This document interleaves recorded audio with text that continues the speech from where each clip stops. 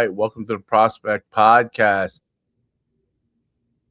Coach Schuman, and I have Coach D, as always, here on a lovely rainy Tuesday in New Jersey. I'm sure it's sunny where PJ Gibbs is, and it's probably good weather down there in the land of Florida. But we're glad to have our guest PJ Gibbs back. We're going to talk a lot of defensive football today. He's the 3 safety defensive specialist, and he's got all kinds of great programs with that. And he's the architect of Fast Physical 3 safety defense. He had the number 1 defense in Southwest Florida in 2023. 25 years as a coach. He's really done a fantastic job with this program, and based out of lovely Naples, Florida, if I'm not mistaken. So it's a good place to be. So welcome back to the podcast, Coach. Thank you guys for having me on. And I don't know if you can see up my window, that is sunlight that's coming in through there. So I know you guys haven't seen that in a while, but one of the few perks about living down here, during this time of year is we did get a little bit of rain yesterday, which we needed. But other than that, I think it's like 84 for the high today. Low humidity though. Low humidity. I'll take the humidity. I don't even care. Like I don't really give a shit at this point. Like my God, like it's brutal. But, hey, just freezing cold and rain. That's it. It is what it is. It's all good. It was funny. My mom was down. She still lives in Manasquan, so she was down a couple weeks ago, and she called me like it was that week when it was like didn't get above like 10 degrees. With the wind chill, and she was like, I don't care if it's 35 degrees in Naples. I'm sitting at the pool all day long. Yep, 100%. What it is. Doesn't matter. Doesn't matter.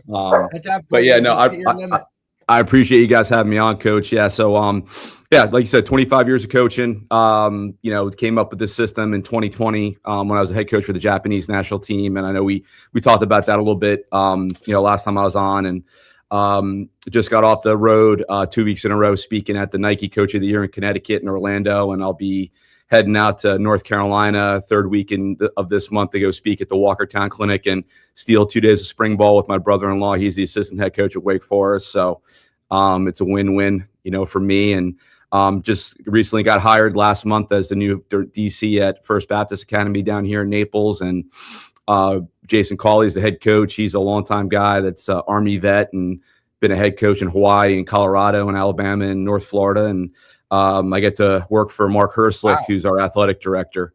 Mark Herslick from DC? Former Boston College Eagle and New York Giant. And so he was here, took the job last year, and we talked in the off season, and we came to an accord, and here I am. It's awesome. That is awesome. It's interesting. Florida is a different place where there's like not just public schools and parochial schools, but there's also a lot of the small like Christian schools too as well. It's a mix. A lot of different programs. Yeah, I mean, one of the things too, like both my kids are in private school, and one of the things that Governor DeSantis has done down here is that if you choose to go to private school, you can apply. It's a $9,000 voucher towards your tuition. Right. Really? Yeah. So automatic. Automatic.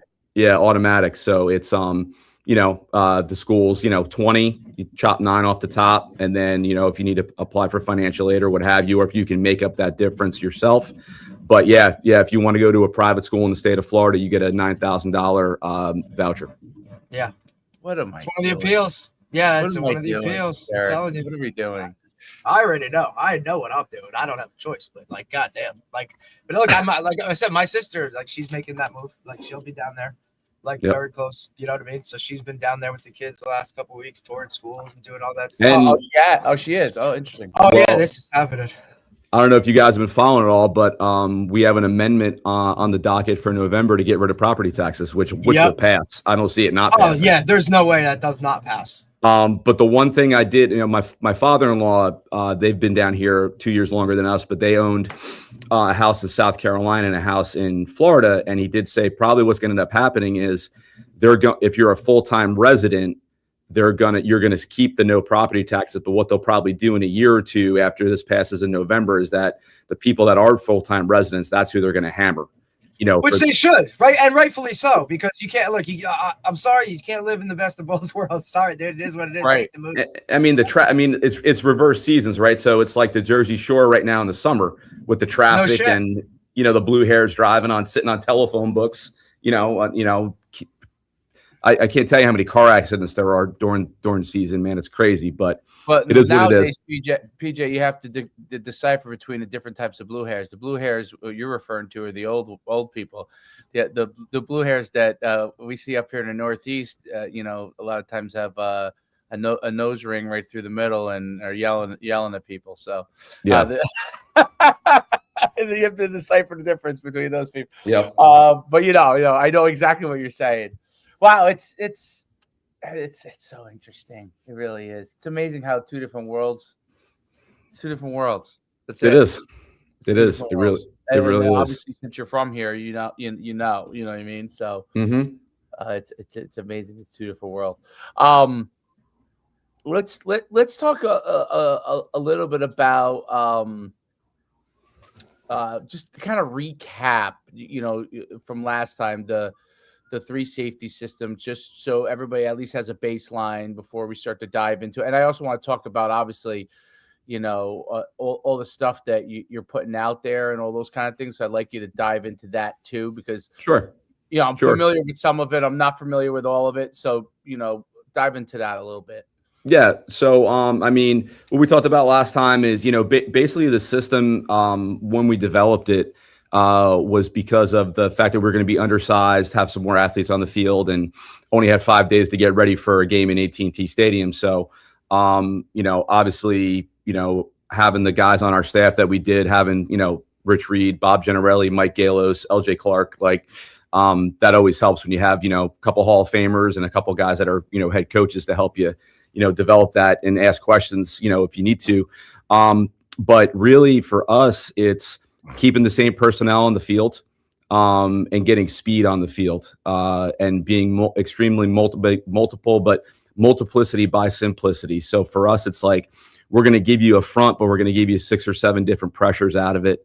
And we just continued to build. I'm a big proponent of trap coverage. I know we talked about that last time, and I talked about it at both clinics in Connecticut and Orlando, and told high school coaches, you don't got to go full in on it. But I said, if you don't have this in your arsenal, I was like, you're really at a disadvantage, because all the RPO and quick game that we're seeing and perimeter run, and you take away that stuff, no free access, because we start everything out of a press too high look, keep that middle safety at 8 yards over number 3, but we move him around like a chess piece, right? Like we talked about last time, where, he'll be up, he'll blitz, he'll be up as a 5 technique, he'll be over number 3, he'll be, stacked on the defensive end. He's unaccounted for in most of the stuff. That's usually why he leads the team in tackles. But yeah, so, and again, every year we're evolving. I've done a really big study this offseason on Indiana and Oregon defensively, and kind of things that, Coach Lanning and, Coach Haynes have done, and kind of added some stuff into the arsenal where more of it into the simulated world, but also keeping it, cover 3 base, trap base, cover 2 base, just stuff that our kids do already. Because to me, and I talked about this last weekend in Orlando, to me, it's all about your presentation and how you present that pre-snap picture to dictate to the offense. And I think in high school football, covering the center, I think is paramount, whether the guy's coming or he's not. The kid's got to snap the ball. He's still a high school football player at the end of the day. So I think to have somebody standing in front of him or in a 4-point stance, I think that's something that's key. And then, again, whether you're going to bring 4, 2, 6, 7, 8, it's all about that, all about that presentation. I think that's a great point. So when you're talking about, first, we talk about trap defense, you talk about coverage wise. Are you talking a little bit about some of the stuff that like Saban runs with his trap coverage, with where he shows a look, and then he keeps the corner on one side down playing low, or in trips you have the backside guy robbing from to the front side for vertical stuff like that? Or are you talking about Talk about what you're talking about from a trap coverage standpoint. So, I mean, for us, trap coverage, we play it two different ways. So I'm going to pull up something here for you guys, Coach. Let me see if I can grab this presentation real quick, and I can kind of walk you through it once this thing decides to get on presentations. There we go. But basically what we do is we're going to play a sight and a squat technique. And the sight technique is really stuff that we want to show it. I'm going to pull it up right now. Yeah. You might be able to show it. Let me see. I think you can. Let me see. Should go to share screen. Share screen. Let's go to. Okay. Beautiful. Share. It's definitely that trap coverage is definitely something we've seen come more so. I've definitely seen it a lot more in the off season. I know guys have always kind of, played around with it and whatnot, but it's definitely been a staple. Almost every clinic I've been to this all season has had somebody speaking on it, like individually in a session. So, I know it's always been an aspect or, kind of there, but I think guys are really kind of like looking at it from a mainstay standpoint of like, hey, this is what we're going to do. Yeah. So, I mean, to me, it's a game changer. So no can you guys see this, Coach? I think I have to click. Oh yeah, we can. You might be able to just. Oh yeah, I have to add it. Here we go. Okay, now you're good. Good. There you go. Okay. All right. So, I mean, basically what we're doing is we're playing. So this is like sight. So like we start everything pressed too high. We're going to undercut number one with a sight on two, and we're going to sink until two comes out. Right. So, and then the safeties are weaving over top of number one. Now the overhangs, now this is just a basic picture, kind of giving you a 3-4 look, but the overhangs are cut to number two, which means they have number two upper in. And then the mic and the jack would be the cut to three players. If we got motion to trips, the mic would be the cut to three. And then the jack would be the low hole player. So, but now when we're pressuring, that changes who the cut players are. So that's the sight technique. So that's just a really undercut. And I got a couple of video clips I'll show you guys too. The squat technique, because of how we start everything, we make it look like press bail 3, but our eyes are still on 2. So we cross over, run, open, inside leverage to make it look like press bail 3. So the quarterback thinks he's getting 3 when it's really 2 trap. So that's how we get to that. Let me see. Play this. You guys can see, I think we can see this, right? This is gonna interweb. Come on, interweb, do your job. Yeah. I like how you call it the interweb. That's great. Do your job, baby. It that disguise too, like, you know what I mean? Because most guys are taught, hey, their eyes are going to a certain spot from a quarterback standpoint, right? Like he sees them cross over, run, and get out right now. Like he's automatically in his head thinking one thing, and now bang, all of a sudden the picture changes. That's a game changer, especially at the high school football level where some of those guys are out there, they don't even know what they're looking at. This internet's not. I mean, there's no doubt. I mean, that's the any kind of trap is quarterback has a look that's different than what he's expecting. Forget it. It's a problem for him, especially since most of the time he's a one look guy in high school. Or a one read guy, right? Like, hey, he does this. This is what happens. Yeah. Hey, this is what we're doing. Yeah, I mean, I think it's. I don't know why this is not. I just think it's different. You know what I mean? For me, too, also getting those, with the corners being more involved at the line of scrimmage, I think is a bit of a different, you know what I mean? A game changer for when, when I look at how to defend and whatnot with the way quarterbacks move nowadays, especially at the high school level. I think just allowing your corners to kind of be more of a factor up in the run game. I think trap does that a little bit because your eyes are just, more so there. Yeah, I don't know what's going on with the internet, but I'll give you this picture. So like here you can see the corners are both pressing. So now here's our Viper. So we're bringing a 5-man pressure from the field. So there we go. Now we're kind of moving a little bit. Okay. You're going to see 2 like undercut and get sight. Here comes our cut to 2 player, right? Right. We go back, show that again. But we work this. I mean, this is like an everyday thing for us. And see how 14 is kind of playing like basketball defense? Yeah. Yep. Right? So he kind of, and that's a drill that the Rovers and the Vipers will do every day. Because he's waiting to see who the cut player is, right? Taking away all the quick stuff. And I mean, obviously the stunt gives them a problem up front because we got a twist down here with the overload. So the tackle can't be right. See how the tackle steps down and now the end runs free. Now I get this question a lot. They're like, what if they run mesh? And I said, okay, well, let's take a look at them running mesh. Watch Five's eyes here for sight once this thing gets going. This is like the third play of the game. And they try to run mesh at us at a 2x2. Just watch Five's eyes. He's sinking. Watch his eyes right here. Good night. Right. And so that's the trap where he stays low, right? Yep. So he's looking, like I said, if he continues to go with one, this is going to be a touchdown. Right? If he continues to go with 12 here, this kid catches the ball. I mean, maybe he saves it, but probably not. But this becomes his new 2. Not in Florida. When they go across the trap, if he rides them, he'll ride. He won't. That's why he came off. Like he won't stay with him because he knows that like right here, here's the other cut guy, the low hole guy. So that's why he comes off because his sight is looking for 2. Right, because if he played this and he just jammed him down, right? He might have picked that, right? No, like playing it exactly how you want him to play it. I'd rather him do that, Coach. Yeah, they're not running. That guy coming across the middle ain't running mesh after this part. Or that was the first. That was the first and only time they ran it. Yep. Yeah, that was we're not running this again type of. So now and then here we get it to trips, right? So the mics are cut to 3 player. Don't throw bubble into it.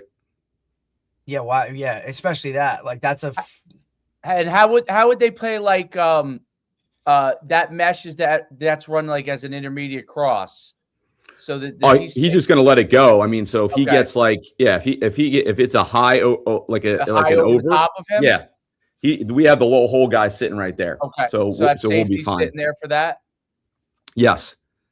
Yep. And then this is starting to work now. So let me show you especially with no vertical threat, right? That safety can now really play that low hole, that mid-range dig, you know what I mean? Like, and then when your guys start to rep it and they start to understand. So if one went vertical and then you have that cross, would he then sink in that situation? So like, because the one's going to get outside of release, right? Because the safety's over top. So yeah, he's looking for work. Unless we get like a swing route or we get speed op or he's got to fit the run. Right. Or you can kind of game plan that with a QB that's more like a run game QB. You know what I mean? Like, hey, this guy's going to take off and go, kind of hold your, like, you know, I always tell him, like, you know what I mean? Like, hold your water, bro. Like, hold it. Just, you know what I mean? Like, just sit there because that guy's not going to take off and go if you're sitting there. Right. So you can kind of play games with him and do that kind of thing and over the middle. I mean, look, it's a game changer when those guys can kind of play the game within the game, you know what I mean? And sync and start to bait. And you know what I mean? Like, hey, I want, like, you know, when you run it this time, I'm doing this, when you run it this time, but it's still all within the system.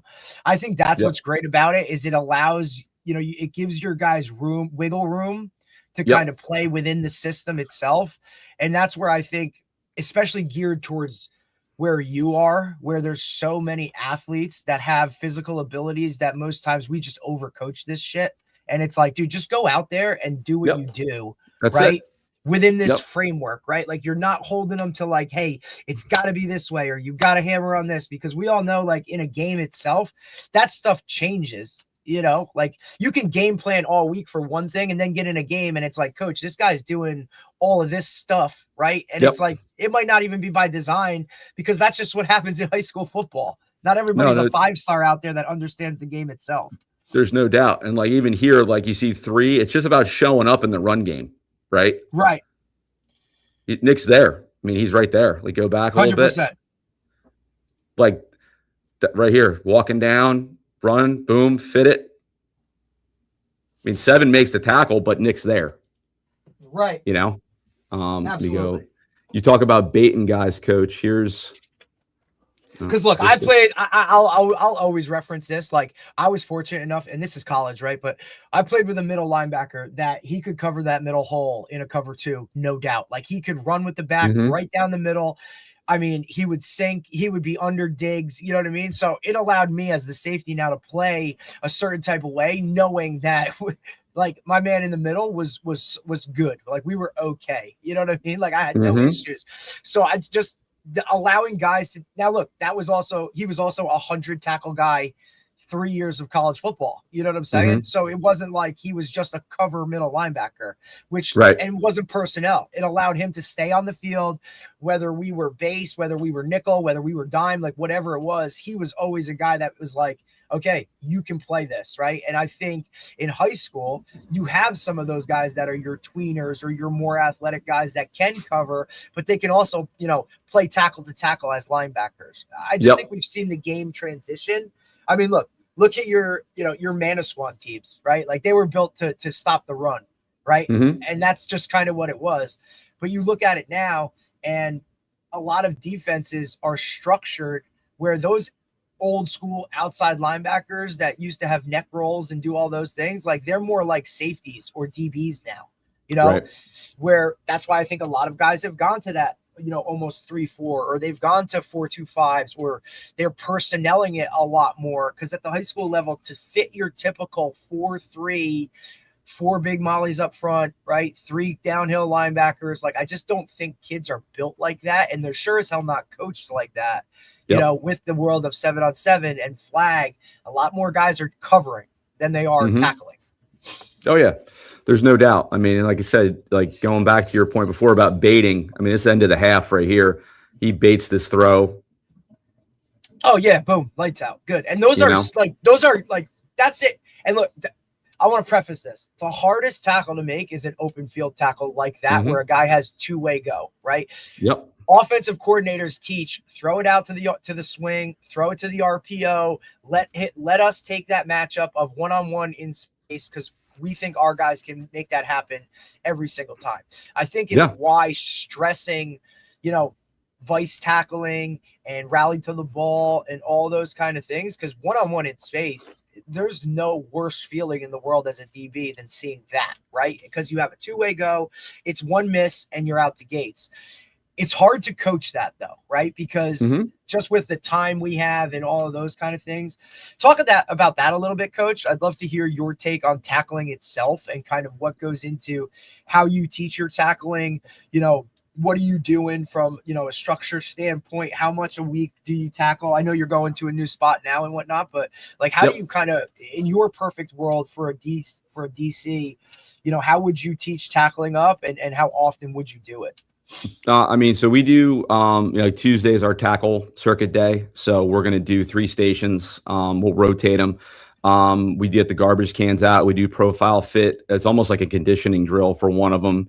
The other one's going to be either the vice tackle, like you said, or we'll do some type of. I love that. I use that. Not the country. I use that for absolutely everything. Like, our premise on everything we do tackling wise is a vice, and it's how our special teams are structured. Right. We directional punt, directional kick, all into a vice where you're here, you're the point. Like, it's how we structure the entire program around vice tackling. So it's, you know, it's familiarity. The guys get it every set they do, no matter what.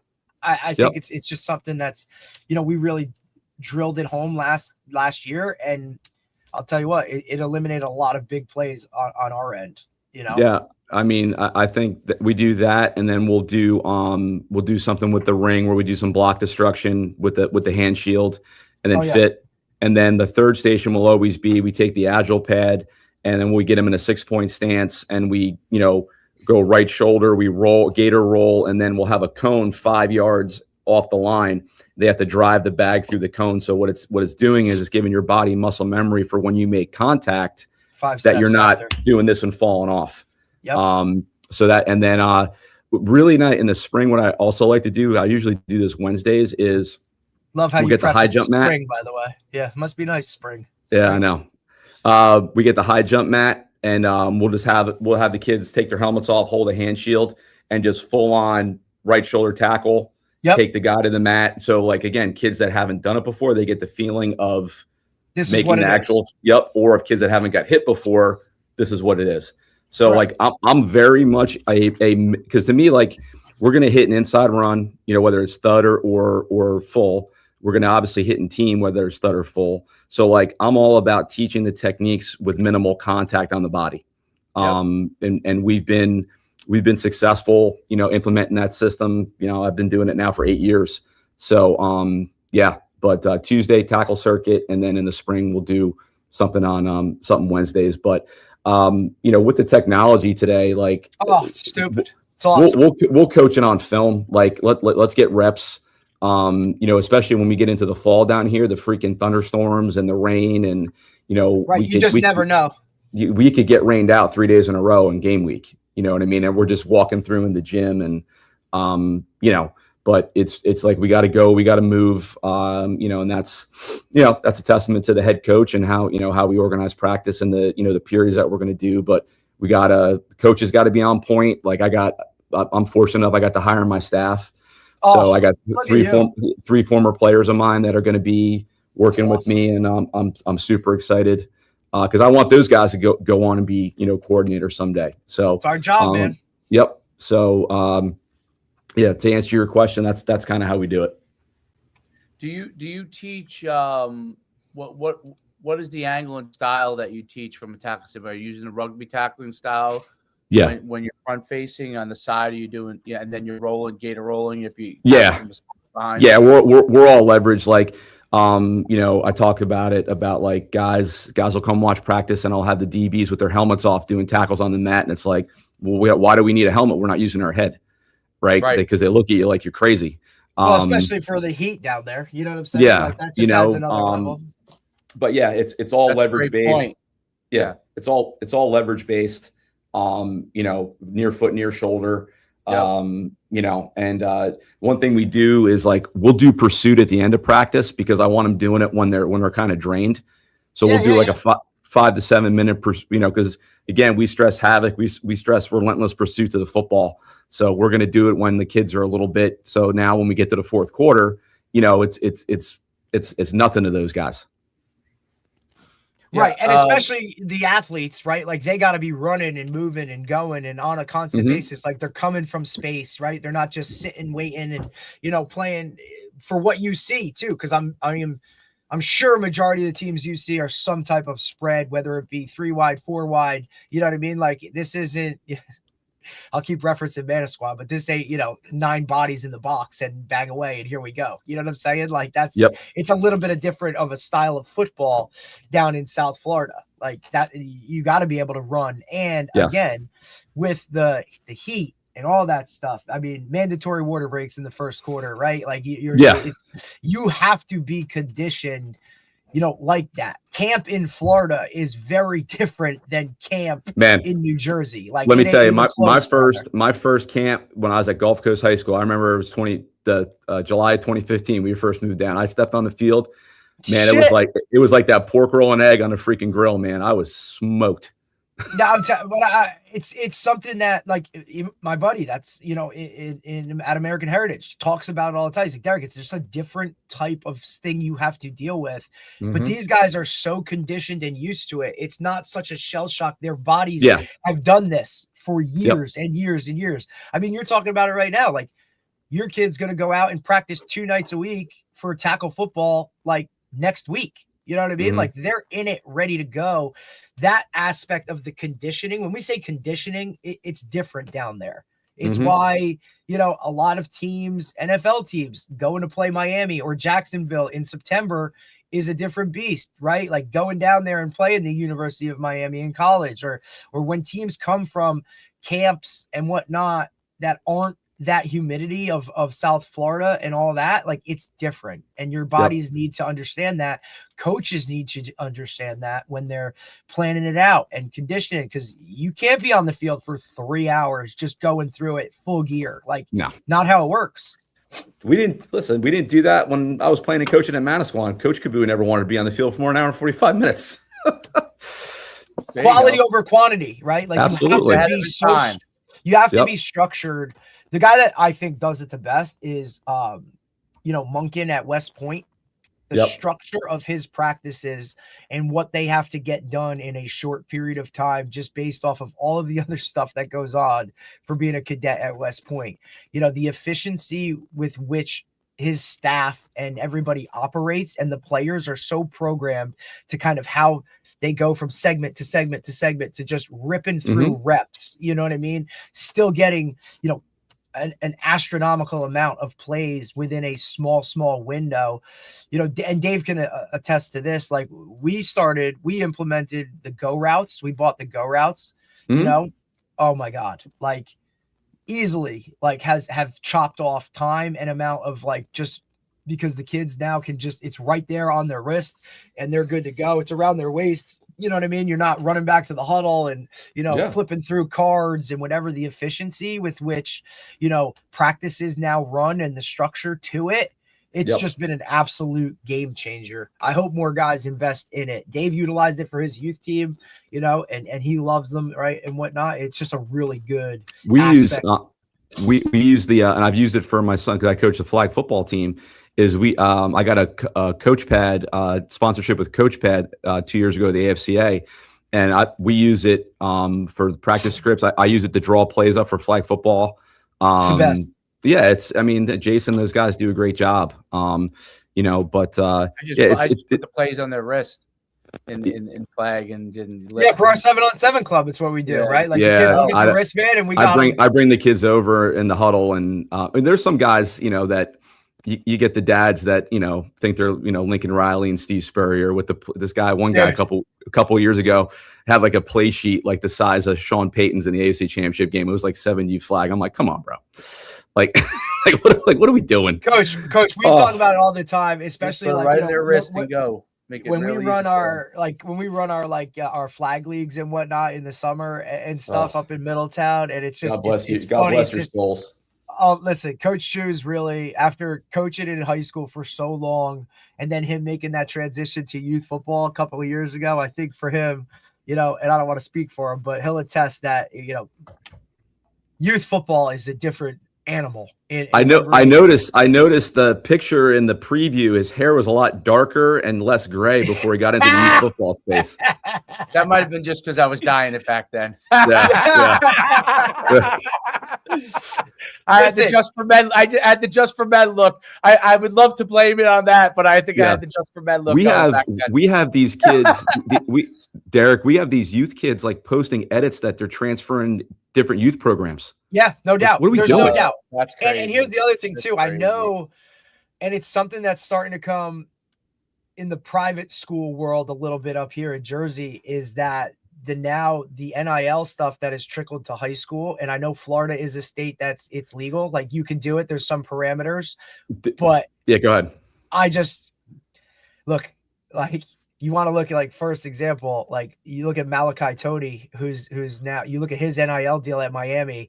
He's a year removed from high school, still should be in high school, right? Kid should be walking in his graduation in a month, but instead is probably one of the best receivers in all of college football.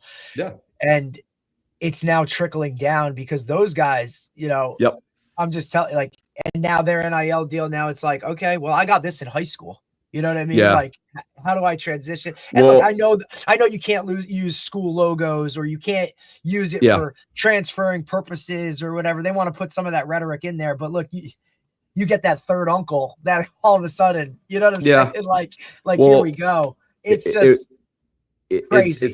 It's funny you mentioned, so like, I got to say one of the few things that the state organization down here has done is they've made the parameters of that for high school extremely difficult. Like you got to jump through a whole bunch of hoops to do it. Which it should be. Like that's how. 100%. Yeah, 100%.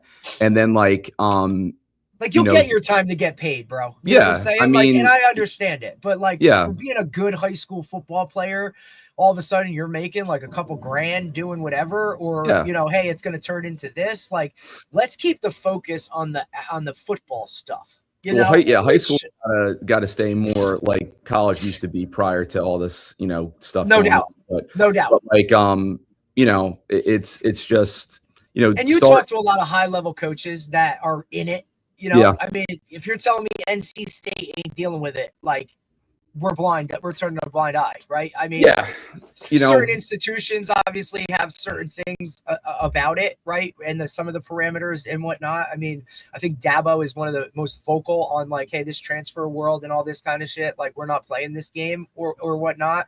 Yep. Go tamper and do whatever you want, but I'm going to call you out on it. Like, even that in itself, like, you know what I mean? Like, it's just a different world that we're kind of dealing with. It is, you know, but like I said, you know, I was funny. I was talking. My wife was talking about my brother-in-law is the assistant head coach at Wake Forest, and right.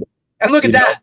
Like, you know, here you are, Wake Forest. They've done a phenomenal job. You know, Coach Dickert and the staff have done a great. We went up for the Duke Mayo Bowl this year. Oh, that's awesome. One of my favorite bowls, by the way. Yeah, because, that was good. Like, you're getting a bunch of mayo dumped on you for. I was saying to her, I referenced like Ed O'Bannon back, you know, when we were in high school.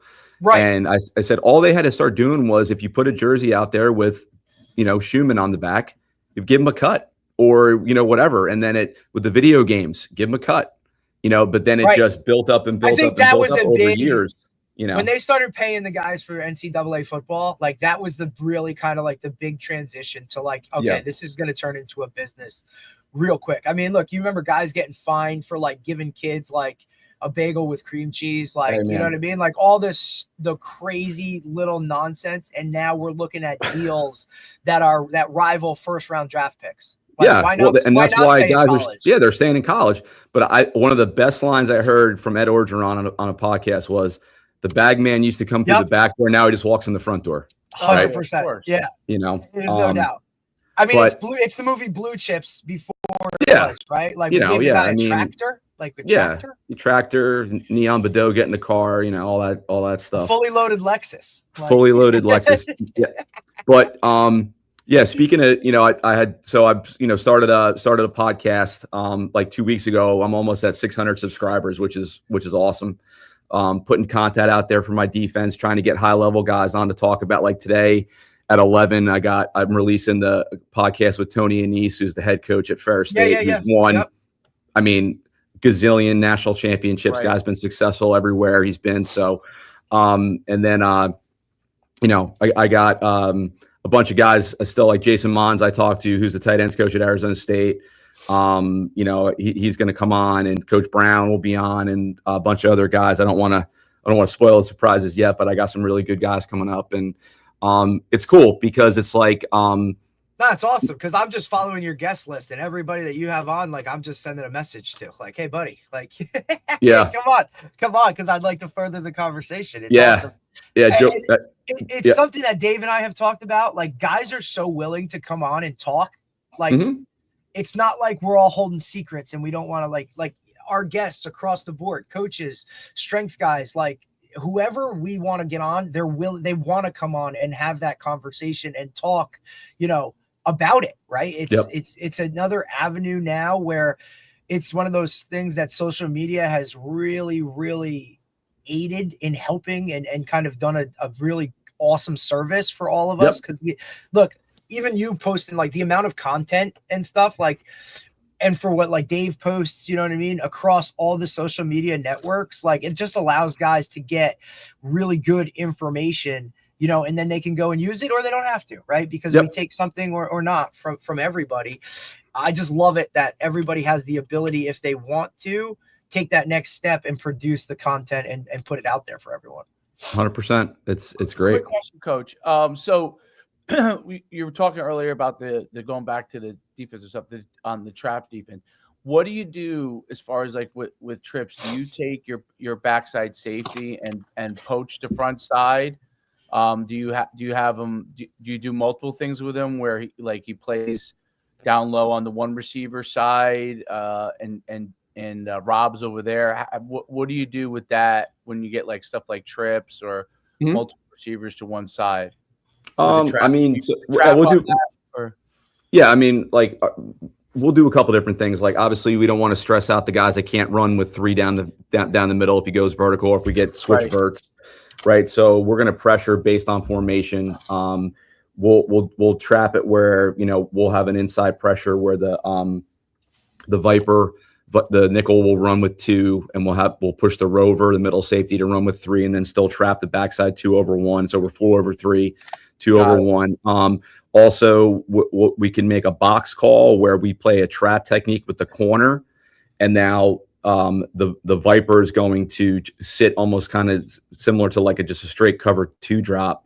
And then we're basically push the rover down over 3 and keep the safety over 1. So we call it box. So It's not true trap. It's kind of like a combo trap and zone. So those are just kind of a couple of things that we'll do to 3x1 open. Really interesting. Do you ever bring like pressure from your safeties at all, and then like replace coverage with that, or yeah, and that's okay. Go ahead, coach. No, would you do that out of like more out of spread set situations? Would you do that at more like more tight situations like 2 tight ends or 1 tight end situations? I think the condensed stuff you need to pressure. Whether it's like we used to call it squeeze at Manasquan, we get the like 10 personnel tight squeeze. 11P, absolutely, but I think it's where you want to add your extra gap, because it's like if they put a hat in the core, you have to match it some way. But again, I go back to the point I made before about presentation, is we're going to run a ton of simulated stuff to confuse the guys up front. Obviously, gap scheme, zone scheme, they'll be, because again, and we're big into stemming. So like, you're an O lineman, you have your rule on power, you have your rule on zone, you have your rule on trap, you have your rule on counter. Well, what happens when that guy that you're supposed to double team now moves 2 gaps away, and now the ball's snapped? Right.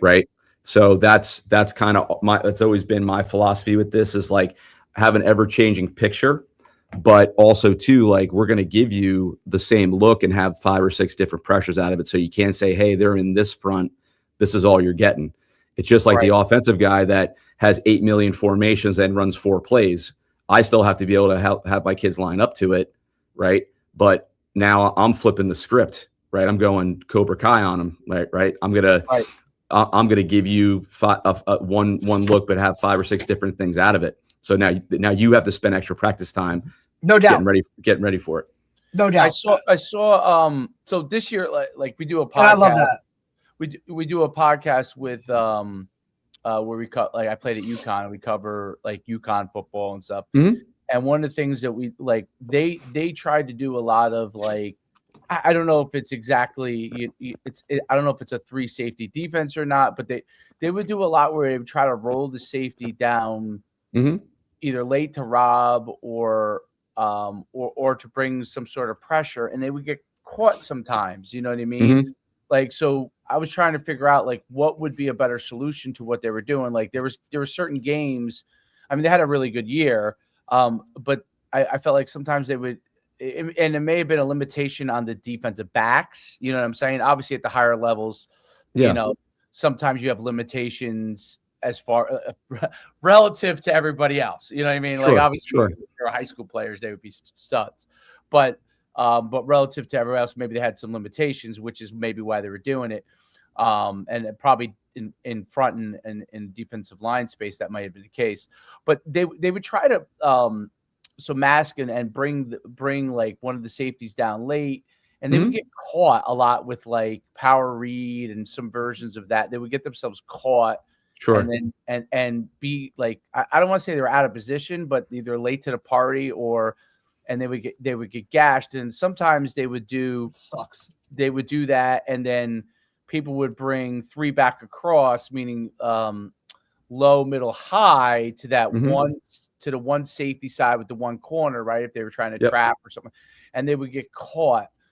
What are like some? And it's kind of a 2-part question. What are some solutions that you think they could, in those kind of situations, they could have done to be able to handle that kind of like power read type of offense, and then be like 3 receivers coming back where they can get caught in a situation where they're outnumbered? Well, the first part to me, power read is, are you gonna rotate that safety, that jet side? They're gonna give you a jet right off for the power read, most likely. Right, exactly. Right. So are you, like, to me, it's like, okay, well, let's 3 buzz it. let's take that field safety, buzz him down. All right, let him take the jet. And I'm all about the mesh charge at the end. Like, I'm going right for the freaking mesh. All right. And then we'll wrap the mic, around. And then if you have that, if you're 3 down, they're probably going to end up arcing to 4-eye. So he has to be your mesh charge guy. Or if you're going to send the nickel, right, as the quarterback player, and then you still buzz your safety down for the jet. And then that middle safety can sit to kind of clean everything up. Like if you're 4 down, there's really not a whole. I mean, you can simulate, right? Basically, if they're on the hash, you can drop that boundary end and play like invert 2. Drop the end and the corner bails into the half, and you can push that safety as the robber. That boundary safety becomes the robber. Mm-hmm. And then when it comes to the trip stuff, to me, it's like just be 4 over 3. Now you don't have to stay like that, but to me, it's like, okay, pre-snap presentation, right? If a coach goes trips open with the back with a loaded set with 4 strong, he probably wants to fake the inside zone and bang the hitch to number 3. Well, let me be 4 over 3 or 5 over 4 with the mic and just say, okay, well, you're not doing that. All right, now you want to hand the ball off, because again, to me, the RPO coach doesn't want to hand the ball off. They want to pull it. They want to get it to the pitch guy. They want to get it on the perimeter. Yeah, they want to get him in. They want to get a guy. They want to get their athlete in space against your guy in space. Like that's correct. That's the so, RPO. So that's what we try to do and discourage is like get bored handing the ball off, right? Right. And then you get into the thing where now we're going to simulate you. We're going to show you 4 over 3, but now on the snap, here comes something that you're not ready for. Right. Now, so coach, you would die on the sword of, look, if you want to hand the ball off 70 times a game, mm-hmm. go ahead and do it. Right. Absolutely. Because you're banking on that OC not being able to, hold his water and kind of go and just do that over and over and over. They're not going. And again, you're talking about a high school football team. Let's say we have a good kicker. All right. And they start at the 20. There's no way they're going 80 yards without making a mistake. No doubt. And that's something that when I put on the defensive hat, it's always kind of what it is like, I want to make you, like, if you're that good to drive, to put together, series after series, play after play, if you're a team that can go first down, second down, third down, first down, all the way down the field and create drives, mm-hmm. kudos to you. Because 100%. As a DC, coaching high school football, like, there's going to be a holding penalty. Someone's jumping off sides. Somebody's screwing up somewhere. Like, I don't think most high school teams are good enough to create drives and put it all together on a consistent basis where you're going to get us play after play after play after play. I'm going to make you drive that football, right? You're going to have to do that. That's why I think the premise of eliminating explosive plays is so big in high school football, and then tackling. Like, you have to be able to tackle the guy with the ball. Yeah, the explosive play thing, I think, is for every level, right? Like, and again, it's how you define it, right? We're 15 plus. That's how we define an explosive play. Run and pass. Yep. So, and then we talk about S plus T minus X. So sacks plus turnovers minus explosive plays equals wins for us. So X plus T minus X equals W. That's what we talk about. And if you go and do the math, and I learned this from Eric Chenandler when he was at UCF, he's at Boise State now. If you have a sack on a drive, there's a 93% chance that team's punting the ball. Wow. So you talk about a sack on a drive, equals 90% that they're 93% chance that they're going to punt the ball. And you talk about guys that get impatient, right? That you take away the one, like, the guy's going to want to take a shot, and now you're no doubt.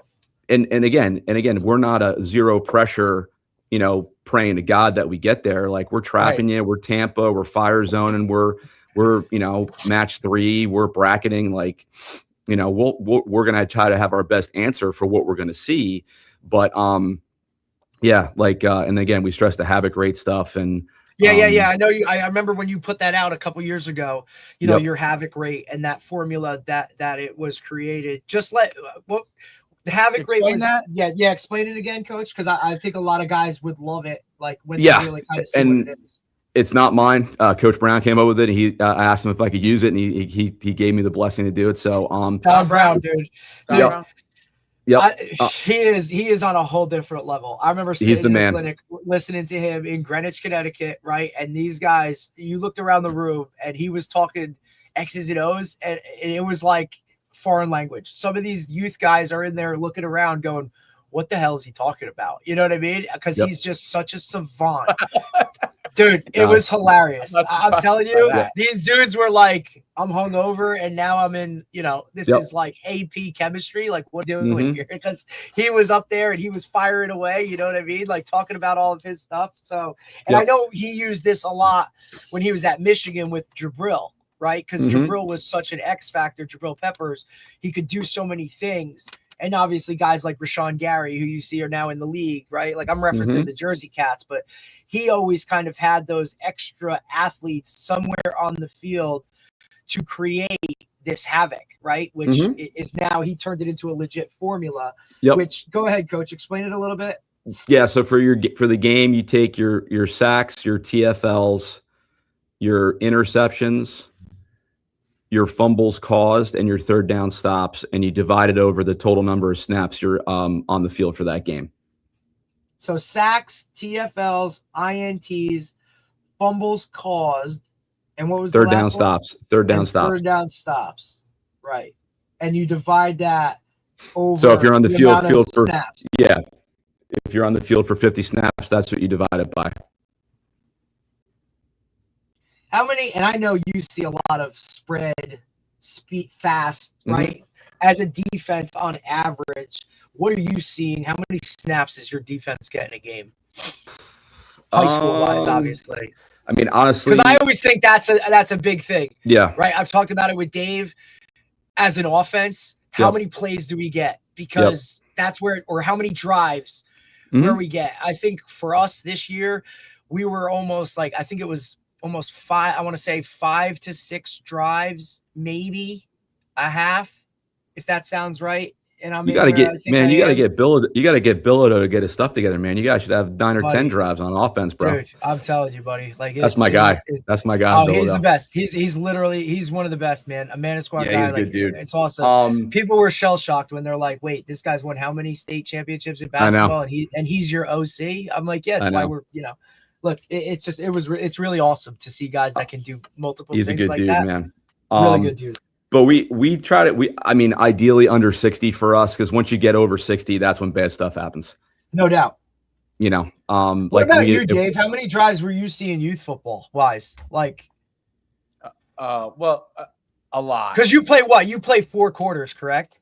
4 quarters. I think. How long? 8 minutes. 8 minutes. Yeah. Okay. We would easily. I mean, even though that it's running clock, we. Oh, it is. I didn't know that either. I didn't know it was running clock.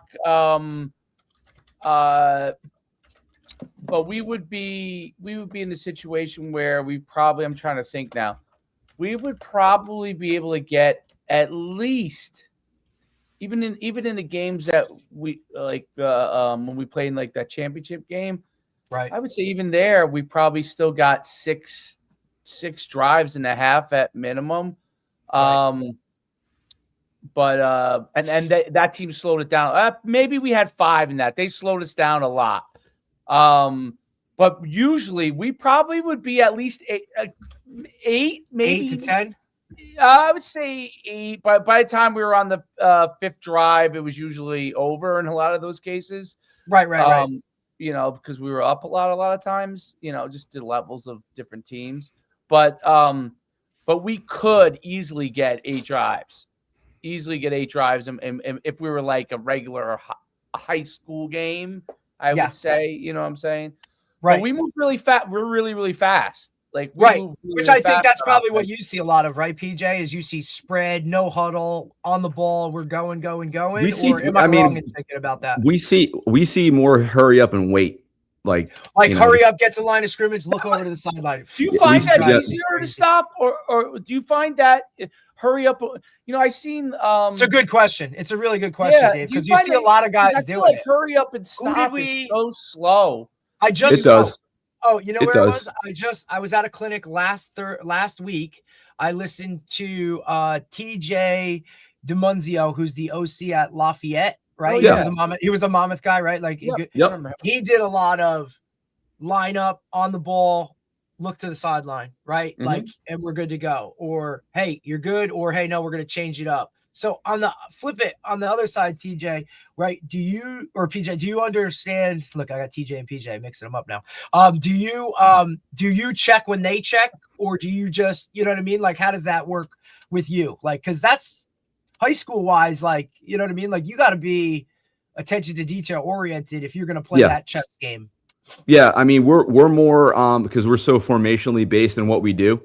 It really, for me, it's like, where's the ball on the field and what's the down and distance? Because we'll have a plan for, hey, if it's 2x2 open, 3x1 open, if it's 20 personnel, if it's 11P, like we'll practice those pressures and fronts all week.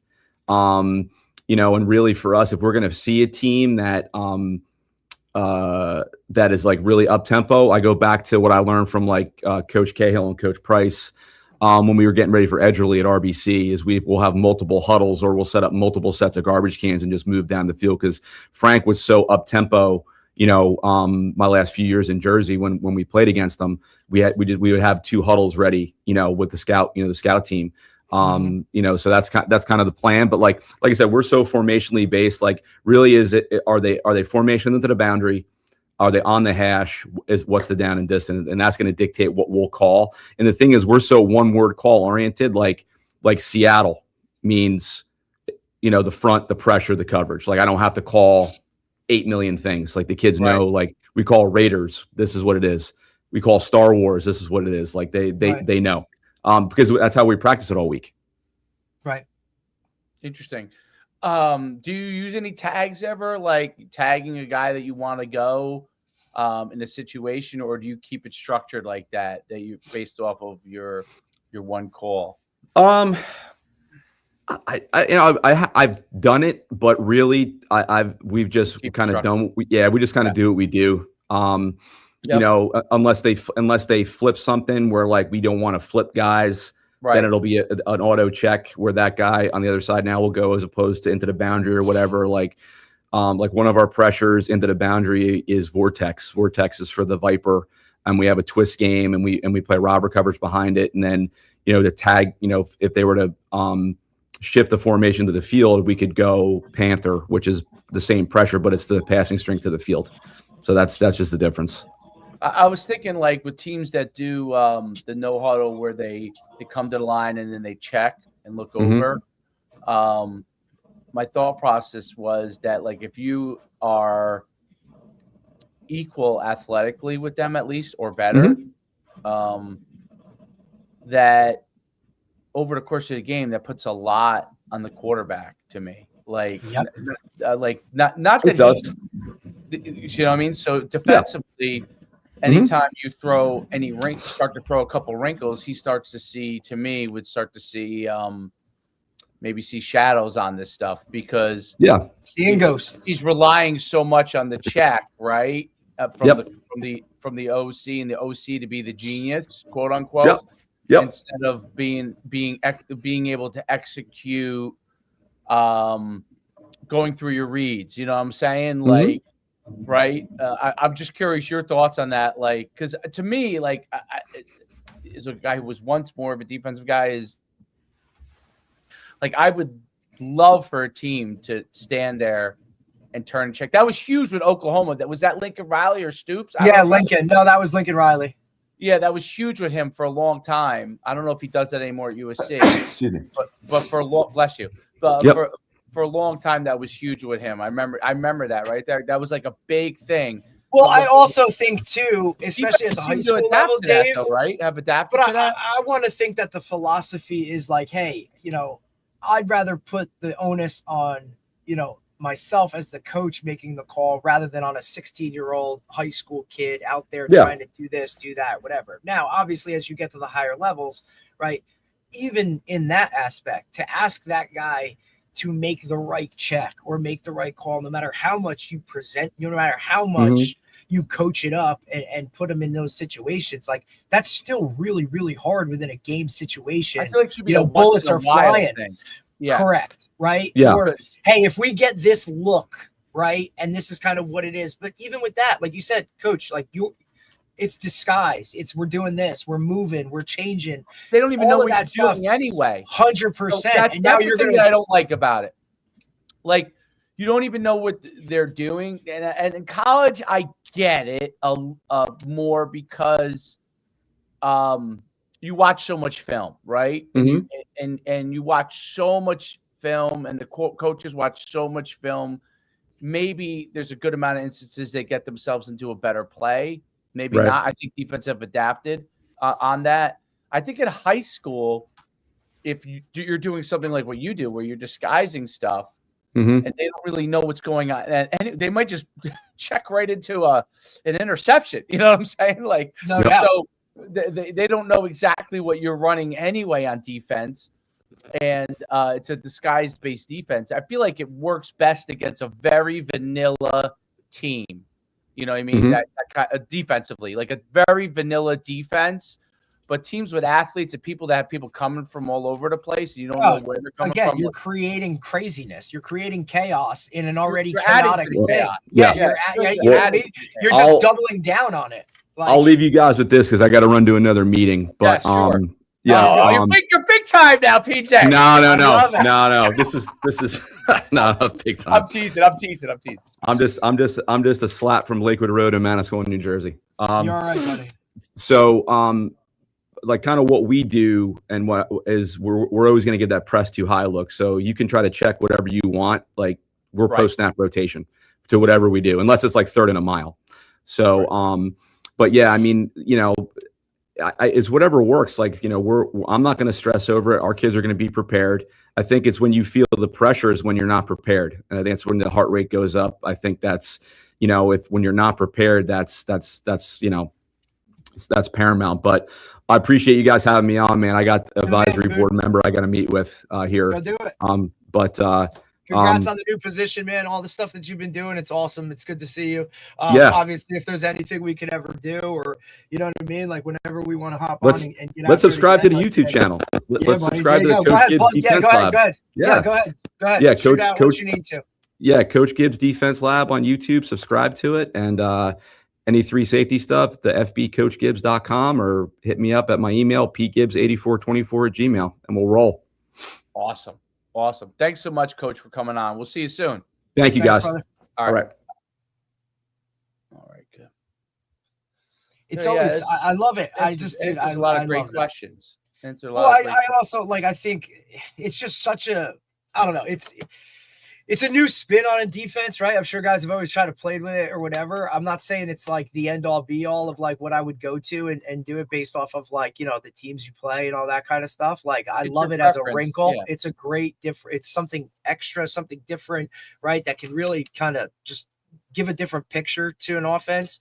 And again, talking about personnel and getting guys involved, like if you're more of a, if the skill sets and all that, it warrants more of those types of guys on the field based off of like what you're going to see, then, it's a great, thing to have. Like, why wouldn't you want to do it? You know what I mean? Absolutely. There's no doubt about it. I think it's a good defense. There's multiple looks. It's very difficult in high school to handle. Oh gosh, yeah. Coaches don't know how to handle it because they've never seen it. You know what I'm saying? It's one of those. Oh, what is that? What is that? Well, it looks like something, but it's not. So, and because you're constantly moving, like we talk about that all the time, right? Like that post-snap movement or even pre-snap, like show this picture, but then this is what you're ultimately going to be at when you're all said and done. Like, again, that messes with a quarterback and a coach, like some of those guys are looking out there going, I don't know what I'm saying. Like, I think there's 3 safeties out there, but this one ends up here. So what are we doing? Right. No, there's no. But I do love all the trap stuff, dude, because you know what I mean. Like I said, it puts the corners at the line of scrimmage. they can go and now be overly aggressive, but still, whatever, because most high school kids can't make that deep throw to the outside one, right, on a consistent basis, where you're always going to have that safety over top to kind of help or get there late. Some coaches aren't even going to coach that. Like, hey, they're not going to, how many high school quarterbacks can throw that hole shot, to that back shoulder and pin it before the safety gets there coming off a hash? Like, that's a hard throw, no doubt. But so the trap stuff is really, you know what I mean? Like, I love it. Yeah, I think it's really good stuff. I think it's really interesting. I think it works really well in high school. It's yeah. I mean, there's no doubt. It's a really, really it's a difficult defense to handle. I mean, like when you're moving and you're putting people in positions and QBs are thinking it's something and it's not. It does. Right. It makes it much more difficult. There are people obviously that are of the philosophy like we're just going to line up right and keep our certain things and not worry about coverage part as much. Like we're going to play these coverages and that's it, and everything's going to be according. Like our front is where we're going to do everything. So it's but which was more so the case. You know what I'm saying? It used to be that.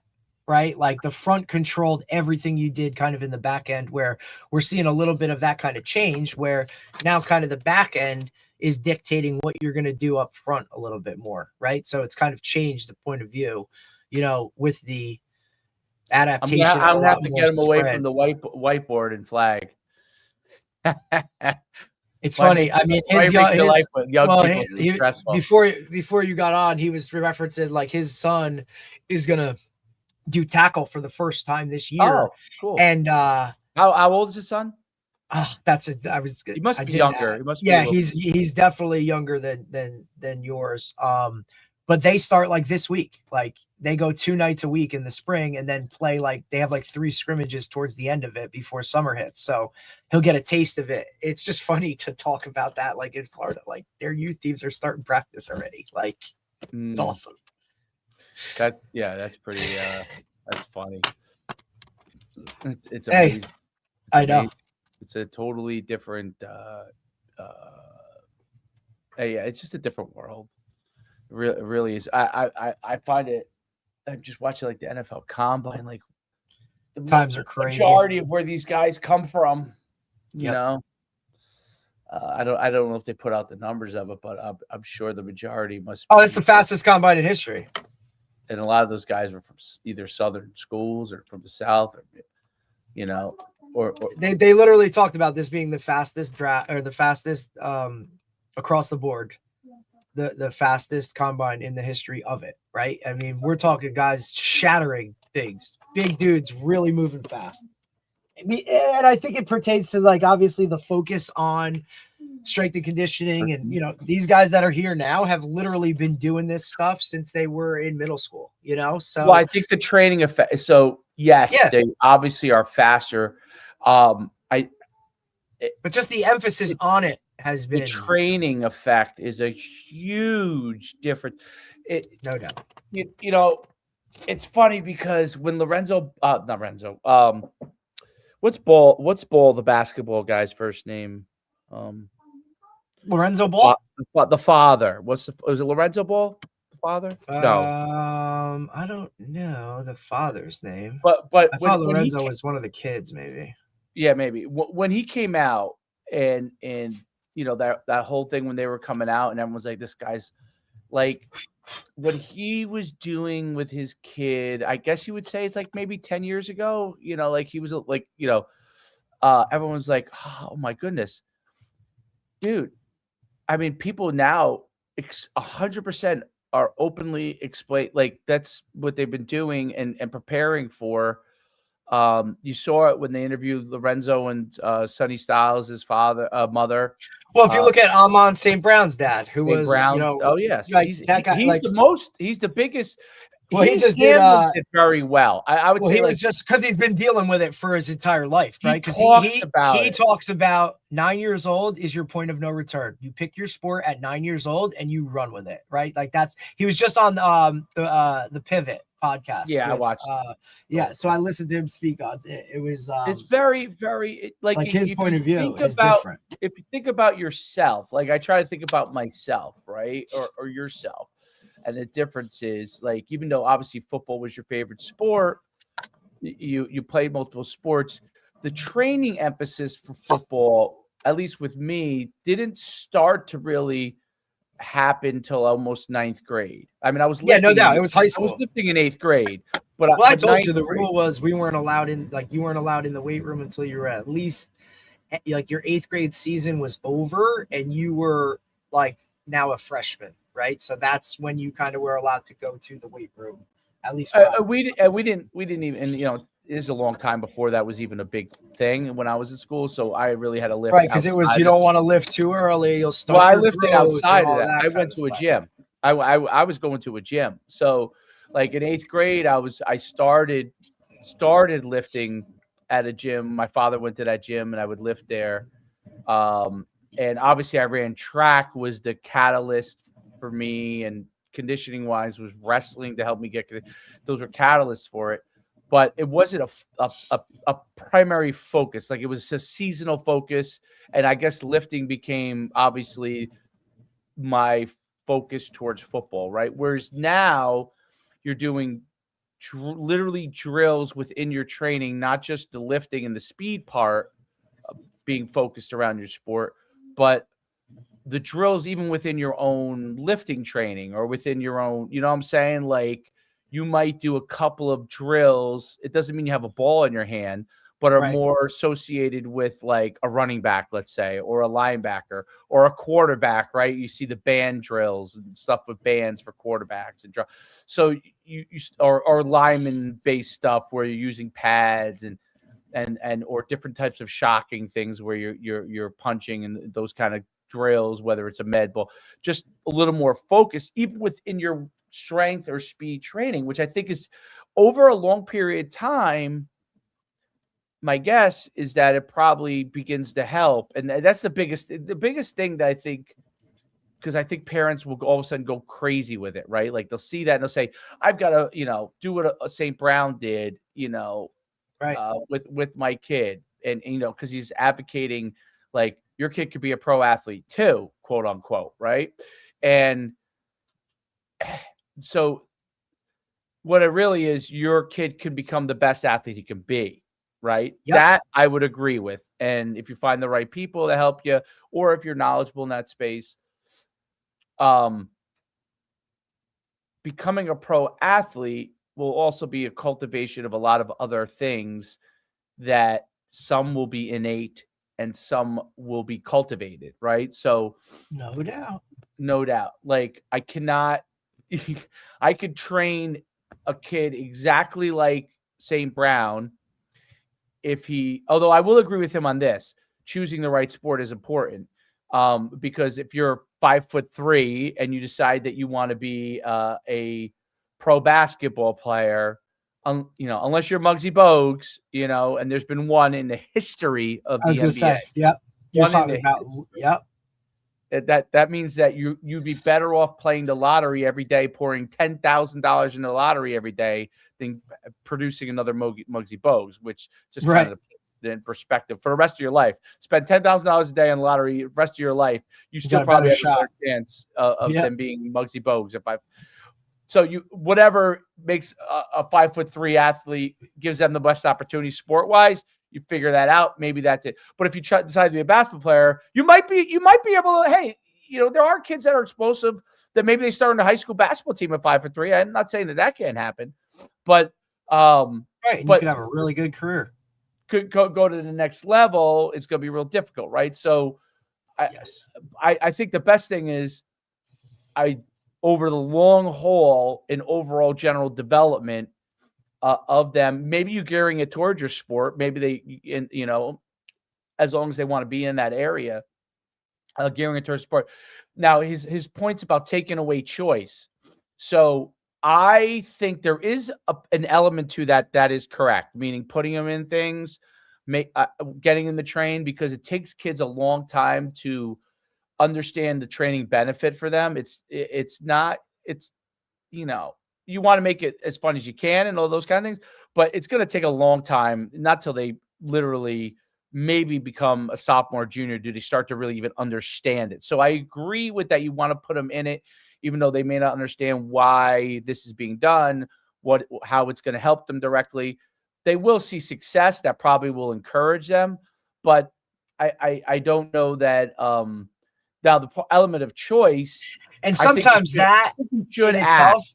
Yeah, I think you should ask, because if you went down a path, I'll let you speak on it completely. No, go ahead. I want you to finish. But if you go down, I think you should continue to ask and figure out, is this the sport you want to continue hammering? Not that I think strength and conditioning and speed goes across. The great thing about it is it's any sport. I don't care if it's golf, football, basketball, tennis, whatever you put them in, it goes across it. That's the beauty of it.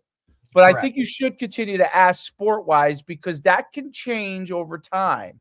And if you're doing strength conditioning and speed, it is a lot easier to adapt to a change in sport interest, a change in interest overall, you know what I mean? Versus, I don't know, I'm just going to have them take 100 swings or 500 swings every single day from the time they're 5 until they're 15, and that's what they're going to do.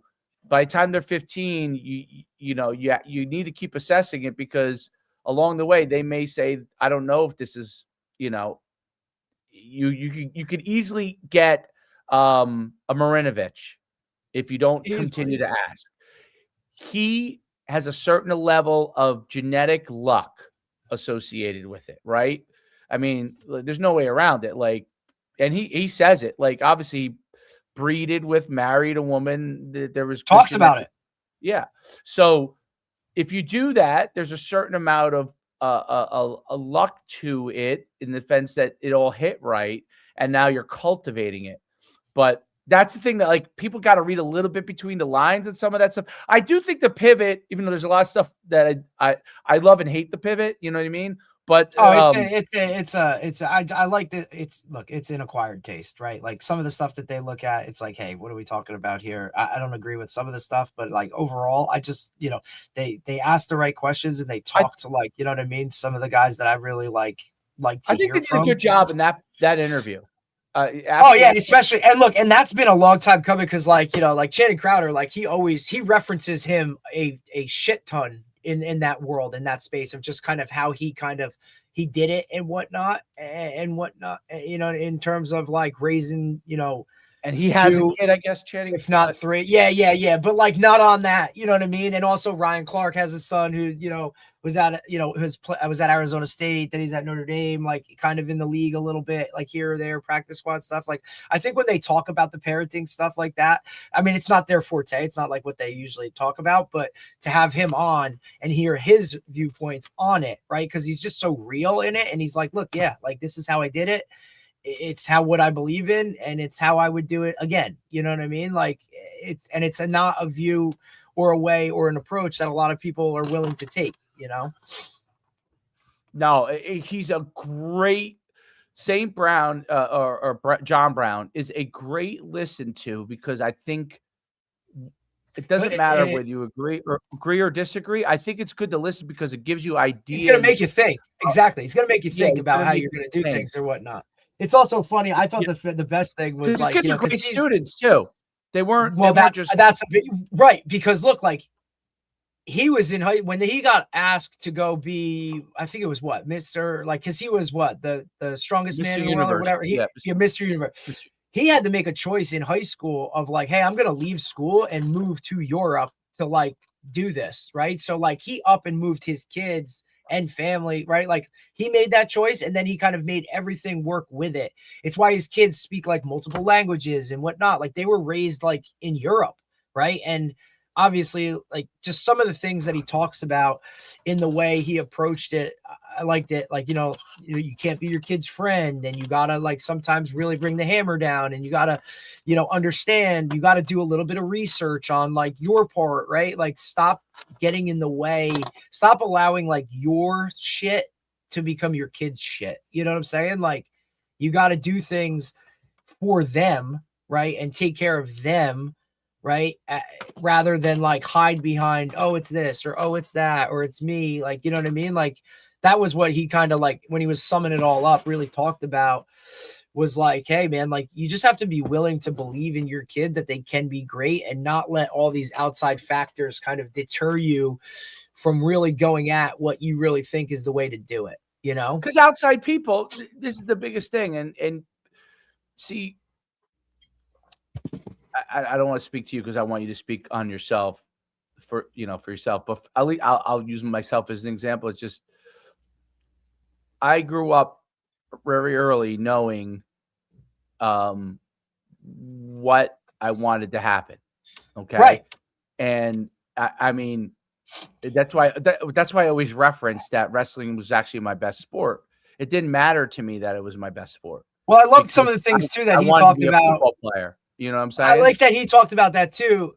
When you're talking about that, like he talked about the difference between team sports and individual sports, right? Like, yeah, he literally said, like, I don't understand when somebody wins the 100-meter dash, like why they're crying. It's like, well, didn't you expect to win? You know what I'm saying? Like, just that mental side of it, of like, it's interesting. Right. And then, Ryan Clark was like, well, like all the work that got put into it and all the sacrifices you made to get that, like, that's why they're emotional. And he's like, yeah, I get it. But like, did you like expect to lose? Like, he's like, he didn't understand that. Or he was like, his mind is different from that standpoint. Like, talking about individual and team, right? He's like, yeah, like, hey, football, like he did good, but it's because that guy threw him the ball, or right? Like it matters on the other, you know what I mean? Like the other stuff factors into it because there's other people out there that have to do their job in a sport like his, right? Where you're like lifting weight or doing whatever, like it's on you, right? Like, so your expectations need to be like, yeah, I'm going to win. It's different. I think there's I love that he talked about that. I think there's a certain part of it. It's why you see, like, yes, you have joy, right? You have joy, right? But I think you're right, because if you don't come away, if you win it, if you win something, like you win something, and people expect it, like, I don't know, anytime I've won anything pretty big, I did not ever walk away from it thinking like crying because I won. It was more like it was more like, whew, it worked. Like that all worked. Like and a relief? It's not. I wouldn't. I mean, relief might be a part of it, but it wasn't that. It was more like it came together. It worked. Like, wow, that actually worked. Like it. I expected it to work. It worked, and that was great. And then I don't feel that much after it. I don't know. I don't know how to explain it. And maybe because I was a wrestling track person early on in my career, and right. I had you kind of came up through the ranks in individual. I won so much in that, and I lost every once in a while. You know, I'd lose here and there, right? So I would know what the loss feeling was. The loss feeling was disappointment, because I think I expected to win. I was usually shocked when I lost. I was shocked. Like if someone beat me, I remember specifically when I was in 7th grade. Yeah, I was 7th grade. And I go to this state. I hadn't lost a match all year. And no, I lost one match. It was a kid that was in a heavier weight class than I was, in a dual meet. I had lost one match all year at that point. And I was blowing through the states. I mean, blowing through it, Derek, just crushing kids. And I get to the semifinals, and I immediately take this kid down. I put him on his back. He's done. I headlock him. He's on his back, and he put a move on me. It was the first. He was nowhere near as strong as I was, nowhere near as athletic. He put a move on me that put me on my back. And before I got an opportunity to, he rolled me, before I got an opportunity to move, they called pin. I was shocked, Derek. I was shocked because I was certain I was winning the whole thing. Like, I mean, I was, and I took him down. I'm talking the match. I took him down, and he was on his back for 30 seconds. You know, I was just trying to finish him. You know, in the first. So I was shocked. So I remember thinking to myself that's how I viewed winning and losing. Like, I really expected to win most of the time and usually was shocked. Now, when I would go to nationals in track, that was where I started to learn a little bit about like some levels. Like, I was good enough to make the finals, but there were dudes that was the first time I really had to deal with like, wow, there might be guys more talented than me. And your mind shifts to, I got to give everything I have to give myself an opportunity. So I was trying to place, you know what I'm saying? I was trying to, yeah. Like, so I was like, I just remember in 8th grade, I won I had not lost a race in the 200-meter hurdles at any level that year. And I go to the nationals, and there's no finals. They're just like, because you're kind of only 8th grade, they don't want to have you come back for finals and that. So there's just you know, a heats, right? I think it was 3 heats, and I take off. I'm running a great race. I ran the best time I ever ran. I was like 26 something, which for 8th grade is unbelievable. A kid made it staggered on me in the inside, Derek. I'm not kidding. In the first 50 meters, I thought I was running great. And this kid comes flying around the inside. And I had not lost a race all year long. The aha moment as you're running that you are not going to be the champion was like, whoa. And then other kids came storming in. I ended up finishing 7th just out of the medal. And I ran my best race of the year. But when he came on the inside, it was at the University of Florida. It was just like, I don't know. It was one of these feelings, like, it was just an odd feeling. I can't even explain it, you know, especially when you hadn't lost all year. I had not. Well, I think that's the big part, is like, you didn't know anything other than, you know what I mean? It was amazing. And then, you know, I walked away from that like there are really some athletes in this world. Like, there are athletes. I think the winner was like 24 seconds with hurdles. That means he runs 100, 200 at in 8th grade at probably 22. I mean, I didn't run 22 until I was a senior in high school. You know what I'm saying? So, like, that's amazing. Like, that kid was a 22 something, probably 200-meter guy in 8th grade. It's crazy. Holy shit. And then we watched the older kids. We would watch. They had a thing called Team Florida. It was the first time I ever saw anything, quote unquote, AAU. Although my 4x400 was probably an AAU team because we took all the best kids from Bergen County, and it was a great team. Every legendary football and track kid was on that. Other than one kid who just for some reason kind of peaked out as a younger kid. The other 3 were all legends, became legends. Anthony Hampton, Darius Pemberton. I always say, like, at the time I must have hit puberty before all of them because I was better than them at that time, but they ended up being phenomenal, like national champions. But it was so interesting. I watched Team Florida's 17-18 4x1 team.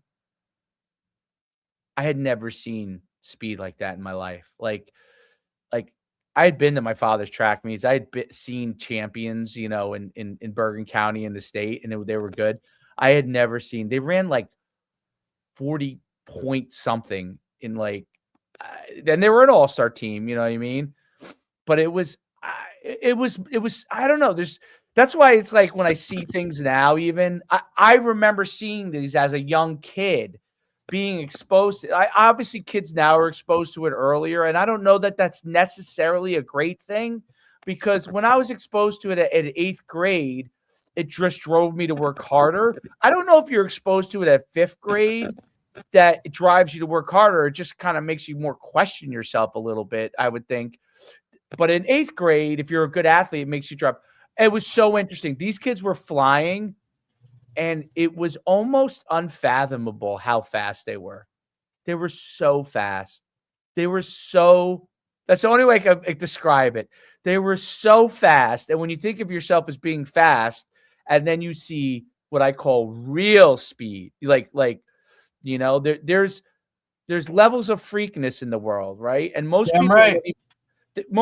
people won't even achieve. Like, I feel like there's like 5 levels of it, and most people will not even achieve level 3. No doubt. Okay, and I feel like I was able to get to like level 4, but level 5 is the NFL. Like level 5 is the NBA, right? And then there's, a 5+, which is the Hall of Famers that come out of those. You know what I mean? But it's so, when you see it for the first time, it's mind blowing. And you have two choices. You could really double down and give everything you have and try to get there, right? And be the best that you can be. Or you could say I'm never going to be there. And obviously the real athletes compete, right? The real athletes compete. So, I mean, I'm curious.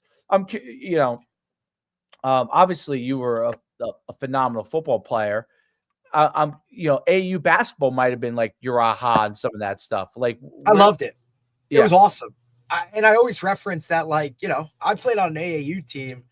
Here we are, like, obviously, yes, it was an eye-opening experience because now you're around just higher level guys. Now, look, I'll tell you the biggest eye-opener for me was obviously growing up in a small town, right? Like, okay, you're pretty good in town and you don't really know what's out there until, you go what's out there. Now, our youth sports across the board, I thought were excellent in where I grew up in terms of like always having the opportunity to play in a town where I thought like even your baseline athletes were a higher level of an athlete. You know what I'm saying? So right. I think that culture within the town, I think is one thing, right? Because it was a winning mentality and like there were pretty good players, even if you weren't considered a good player, right? So the baseline, right? I guess the floor was higher than others, I think. And then the setup itself was, look, like football, you could only do during football season, right? Like, and that's all there was, right? But we played, right. Like there were opportunities to do hoops and basketball, right? Like there was, majority of us played in the rec leagues growing up, right? And again, I think where I grew up, like 2 small towns going to 1 high school, I think added to it as well. So you could play, you know what I mean? Like rec league. But then as you transition to like middle school, like we had obviously the middle school team, right? Which was basically 7th and 8th grade. That was one thing. And then our CYO, Catholic Youth Organization League that we had, the church in town, that was really where a lot of this stuff like started to happen, was because you played in our CYO league. There was a 5th and 6th grade team. There was a 7th and 8th grade team. Look, the 5th and 6th grade coach growing up, was an assistant coach at the high school, right? So you knew you were getting really good coaching. The 8th grade coach was like a dad, but knew right. Hoops. And like, so I always preface that football and basketball was like, I was coached at a high level from a really, really young age. And that's without throwing my dad into the mix, who was a coach and a high level player for forever. Right. So I was around it a lot, but that Catholic Youth League, man, that was where you ventured out and you saw kids from other places. That was the first, like, oh, you know what I mean? Like, where do you really stack up? I mean, right. Look, they ran like a rec Saturday morning league that you played in, right? There was like, a 9 a.m. game, a 10 a.m. game, an 11 a.m. game, a 12 a.m. game. Like that's where you grew up, like battling against those guys within these 2 towns. Then you went to, the middle school team or the youth or the CYO team. Then when you got to high school, that's when we really kind of like a couple of us ventured out to do other things like play AAU and whatnot. But for me, the biggest eye opener was when I went to football camp at Del Barton as a middle school guy, right? Because look, small town, like you're going to go to the public high school. Like going to a private school was never on the radar, but it was one kid had done that and it was, hey, like, I know you want to do football all the time. And it was like, hey, can I go to this like camp that they have? And it was like, yeah, sure, we'll sign you up. So here I am, like socially, I didn't know anybody, you know what I'm saying? So that was like an right. eye-opening experience for myself. Like it was an all-day camp. Like who do you sit with at lunch or who do you talk to, whatever. And that was really interesting, right? Like without somebody there who you knew, it wasn't like, hey, I'm going to grab a friend so we can go and kind of whatever. It was like, no, you want to go do this? Like go do it on your own. And I remember like we were just doing some drill where we were like catching and I made like a good catch, like a one-handed something. Like to me, it was just like, okay, I caught the ball. But I remember circling back, getting back into line. And then all of a sudden, like a lot of the players like kind of ran the camp. Right. And the guy was like, hey, that was a really good catch. Right. I think it was like the quarterback at the time. And then like, before I knew it, like now one of the coaches from Del Barton came over and had a conversation. And then another guy came over and a conversation. And then when it was lunchtime, I sat at a table, and now all of a sudden there were guys that were already going to Del Barton. Like, were those kids in the camp, but they were already, I'm coming here.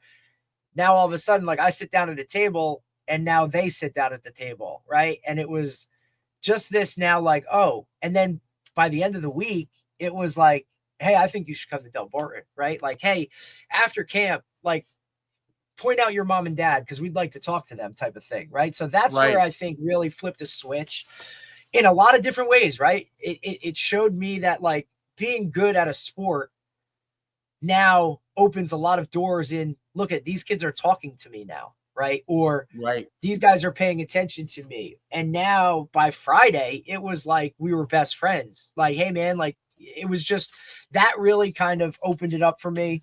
Also, going into an AAU program where you're like, hey, you're really good. And then all of a sudden that first game, you don't start, and you've never experienced that before of, like, you're not a starter yet, right? Like, you could get there, but you have to raise your game. Okay. Or, hey, you know, that was the first time too, where it was like my measurables started to be like, okay, you're only this, or you're short. You know what I mean? Like, your height's going to whatever. And that's where I start to see that. But then ultimately, like, you know, it was always, hey, hard work is the foundation. As long as you work hard and do what you're supposed to do, it'll all work out. And that's really where I learned that, because I just continued to work hard and then eventually started. So a lot of that stuff, I think you have to go through the mud a little bit, but you have to venture out. Otherwise you'll always just, and had I not done some of those things, I don't know if I would have been as successful moving forward in my career, because, you know, you would have just expected to be the starter or expected to be one of the best players. So I think that in itself, going and finding those right fits. Now, look, I wasn't going to go to a Division I camp and get my doors blown off and kill my confidence too. I think my parents managed that really well of like, hey, let's go check this out. I think we can, quote unquote, handle this, right? I think that's a bridge too, that you kind of gauge it, see where you're at, and then make a decision from there. I think a lot of these people want to just look at what's the you know, what's in the limelight on social media, send your kid to that camp when they sure as shit ain't ready for it. And now all of a sudden that confidence or whatever little bit of question they had goes in the different direction. So I think that needs to be a really big factor in determining what you want to do. And ultimately coming down to, what does your kid want to do? Like, do they want to be all in on it? Like, I think you can force feed that for a little bit, but ultimately, like, if you're literally fighting to get them to go to practice, or the last thing they want to do is golfer, and they don't want to golf. I use like an outlier sport, you know. No doubt. No doubt, Dave. Like, there's no doubt about it. People like, my kid's going to be a golfer, right? And then they get them. What if they don't like golf? Yeah, and then so you went all in on it, and that's where the heart. Like, I feel like you do that, you could do that, and then if it's your second sport, okay, then you have to worry about it anyway, because you're just doing it kind of part time, and he'll probably enjoy it, right? Knowing that sport will end seasonally. But if you're trying to make the main sport you're driving one they don't enjoy at all, I just don't think it'll happen. And I just, now, you know, they may do it in spite of, but they might do it, but they may really want another sport, and then you may have been able to go all in on another sport, and then you went all in the sport they don't enjoy, and then ultimately what it comes down to is they're not going to eventually give the level of effort that you want them to give, right? And that's eventually what it ends up coming to. I kind of look at it. I look at it like this, right? Like, we were fortunate enough that, you know, this summer we had Miles Austin's son in our flag league, right? Yeah. And obviously Miles Austin, high-level player, high-level athlete, right? But ultimately football was his thing, NFL, all that kind of stuff. Well, he's the first one. You talk about his son, and it's like, oh yeah, well, he doesn't play tackle football. He's like, not until he asks, right? Like, he's not, it is where he loves baseball. That's where we're at, right? Whereas I'm sure there are so many outside factors of people or whoever just saying, well, you're Miles Austin. This is your son. Why doesn't he play football? You know what I mean? So I think that's a mature situation and conversation. Right.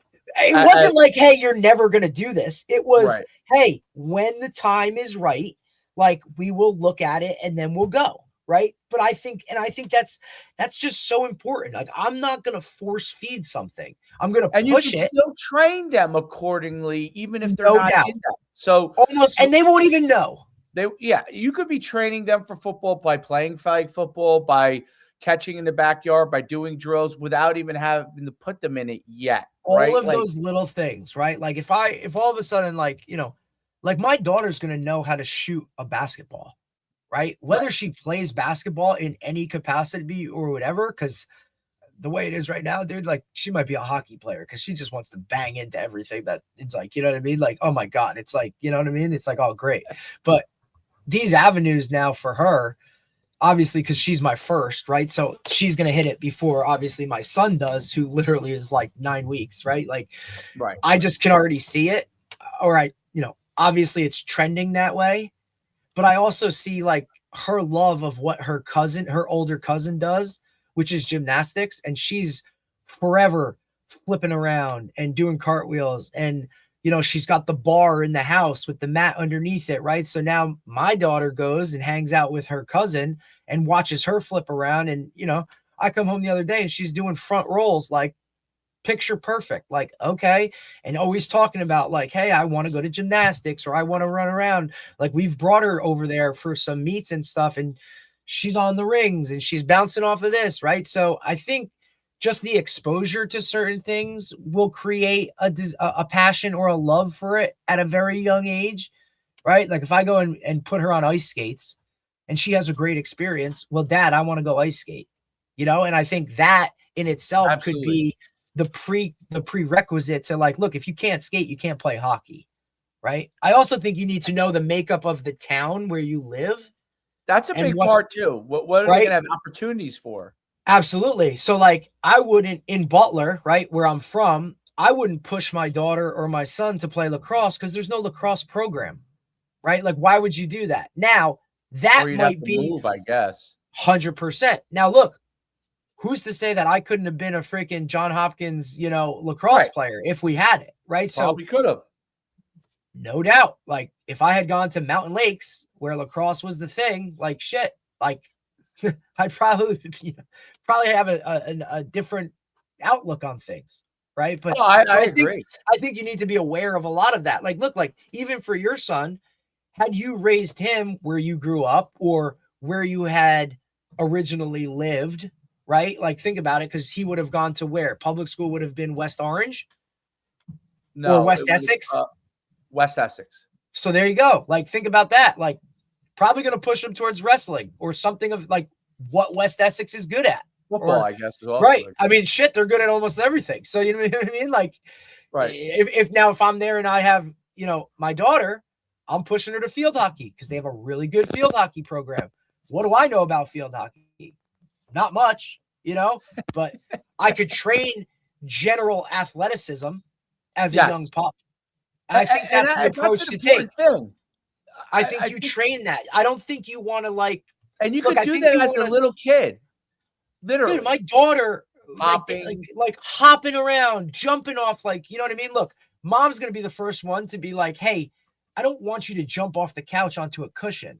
Dad's like, yeah, but like, you know, jump off the couch, land on the cushion with stability. Like that in itself is, you know what I'm saying? Like, hey, you want to go outside and run the sidewalk back and forth because go run. Like she loves to run. So who knows? Distance runner? I don't know. Like cross country, whatever. Like those are opportunities that you can do that stuff all over. I think you have to gear it a little bit towards the makeup of your town and those kind of things, the opportunity. Now you can create that by moving and doing all those other kind of things, but in reality, is that the right thing? Because do you just want to up and move to some place that's not familiar? Like there's just so many outside factors that go into that too, that now you have to understand like who your child is or school systems and how all this stuff plays into it. You know what I mean? Like, look, I could up and bring her to Florida and do whatever, but is it the right move? Is it the right system?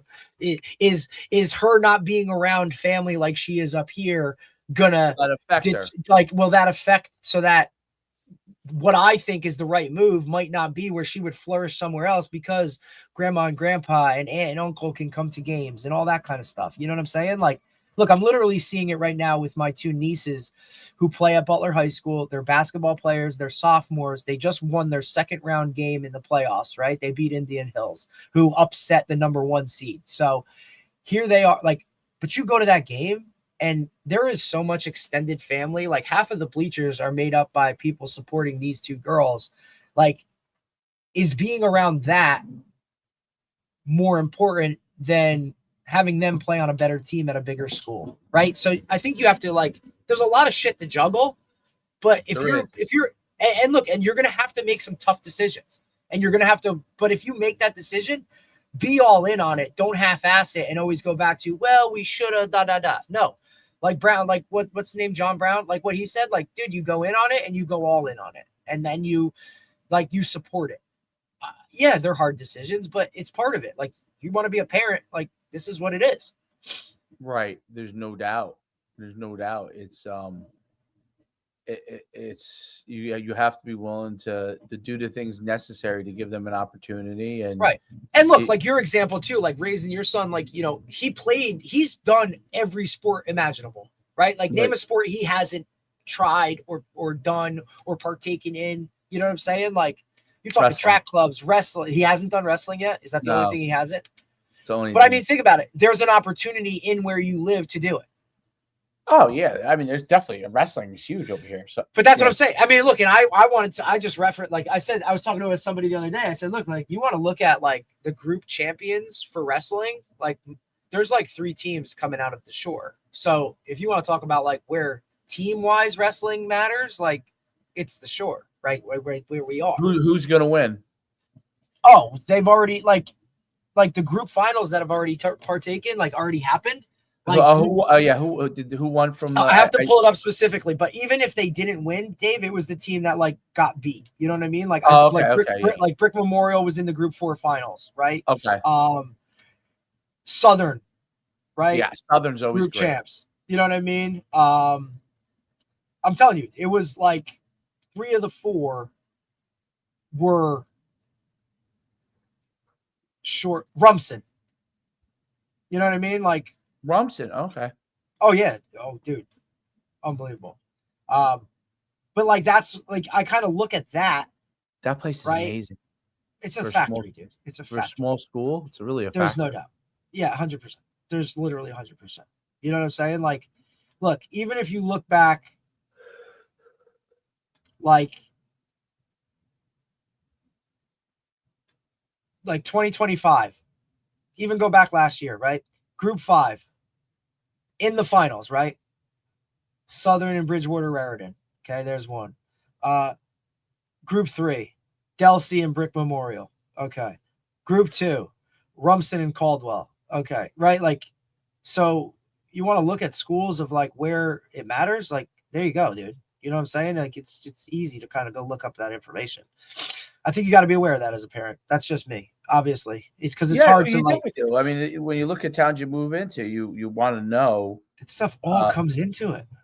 Yeah, you got to look at those things. Obviously, when you live in a big town, like I live in a big town, you live in a big town. It's a little more difficult. Yeah. Well, I'm saying you have a lot more opportunities though too. There's a lot more things. No doubt. There's a lot more things to do. You know what I'm saying? Right. Like, it's also going to be competitive. Damn right.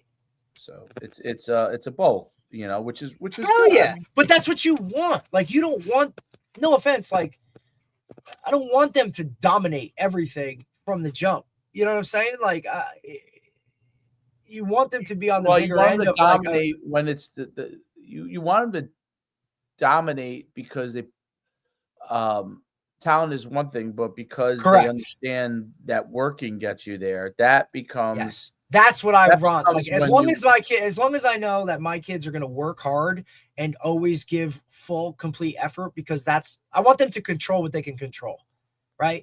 I understand there's going to be daddy ball. I understand there's going to be politics that play into it, right? And I will make them very much aware of it, but they will never voice it, right? Like, they're not going to say, hey, you only play because your dad's the coach. Like, they'll know that. You know what? I'm going to give you one of my tips from this standpoint. Here, I learned that I don't even concern myself with it.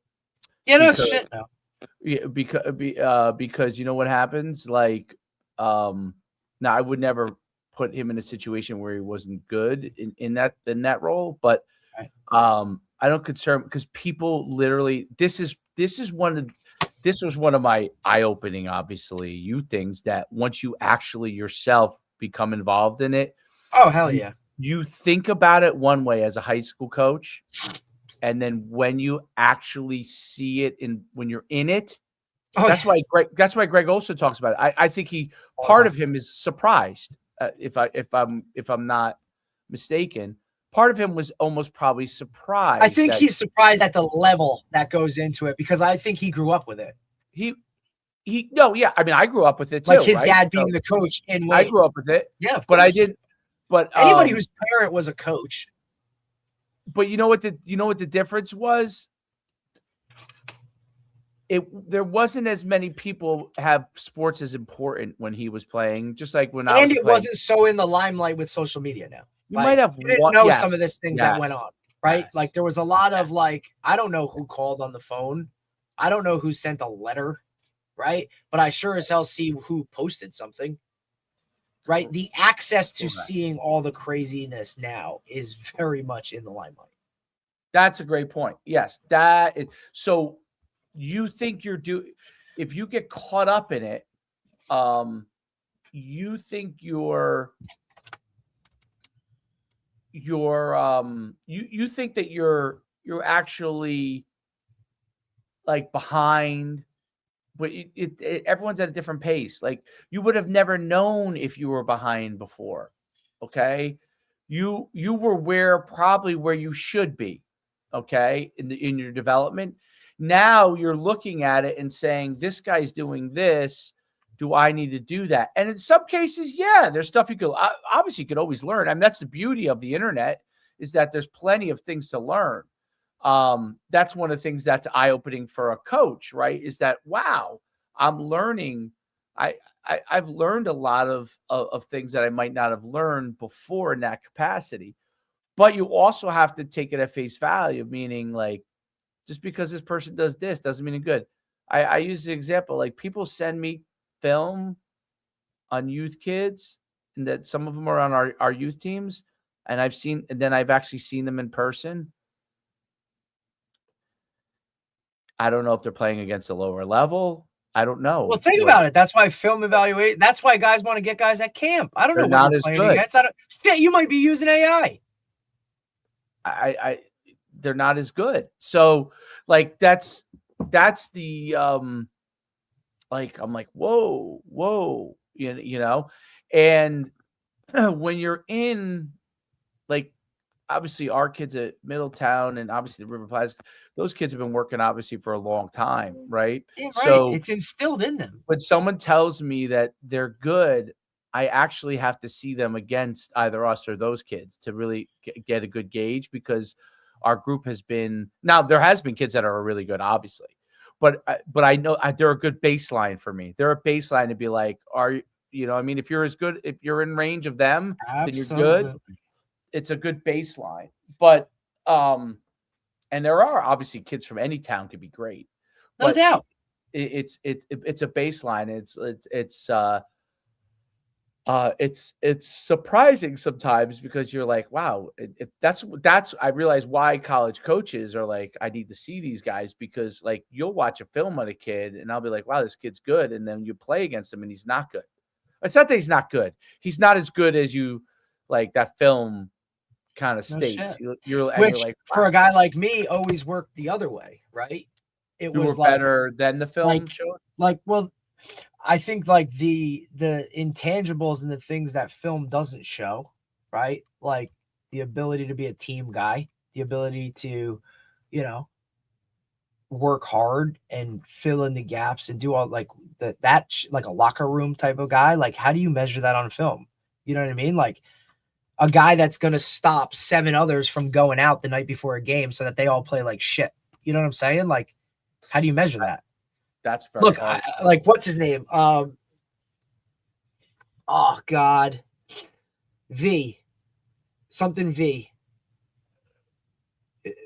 Loves the Jets, money guy. little guy.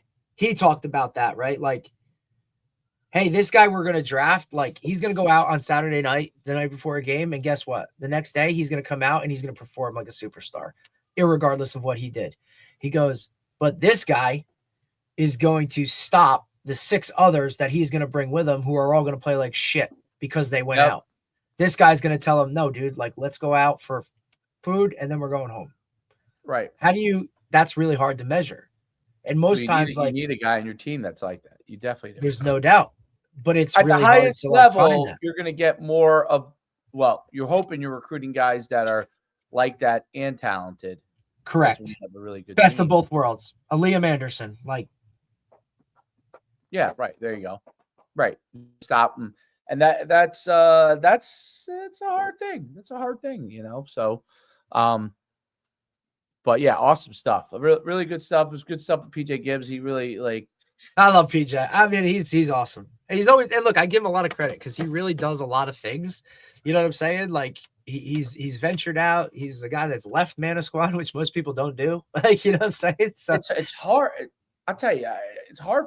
It's amazing how many of these teachers and coaches just jealous of where he is. I don't know about that. Yeah, you might know that better than me. But that area is just booming, dude. The fact that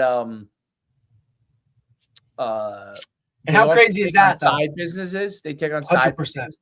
No doubt. A lot of guys take on side businesses now, which is very. Well, here's the thing. Well, is it not enough teachers? Is that what it is? Dude, teachers have always had other jobs because remember they had summers off and they whatever like teaching, but teaching's a lot now, right? So it is like it's hard to have another gig when you're constantly trying to do whatever, right? It's really, really hard. Like, and you're ultimately, unless you leave the classroom, you're really never going to make, you know what I mean? Like you're going to make good money, but you ain't going to be rich unless you go and be an administrator or, you know what I mean? Like, and keep moving up, whatever. Teachers have found the way to do things outside of it because it's hard. Like you can't ask for overtime as a teacher, even though you're spending an astronomical amount of hours outside of your teaching time. Yeah, like it's not a 7 to 3 like everybody thinks. You don't have summers off because most times you have to go work another job just to maintain it. Remember, teachers don't get paid over the summer. I mean, certain districts have it in their contracts that you can get 12-month pay or you can, but like, think about it. You're basically unemployed for 2 months every year. Right. You're out. Yeah, that's a good point. July and August, there's no money coming in unless you are a really good budgeter or you're in a district that allows for 12-month pay or whatever, right? Like that's just kind of the nature of the beast. Think about how many teachers you knew that always had something else. Oh, it's a great point. It's you know, and then people want to bash on teachers for that. Like, oh, you have summers off. Like, dude. And think about like, just spend 6 hours a day with your kid.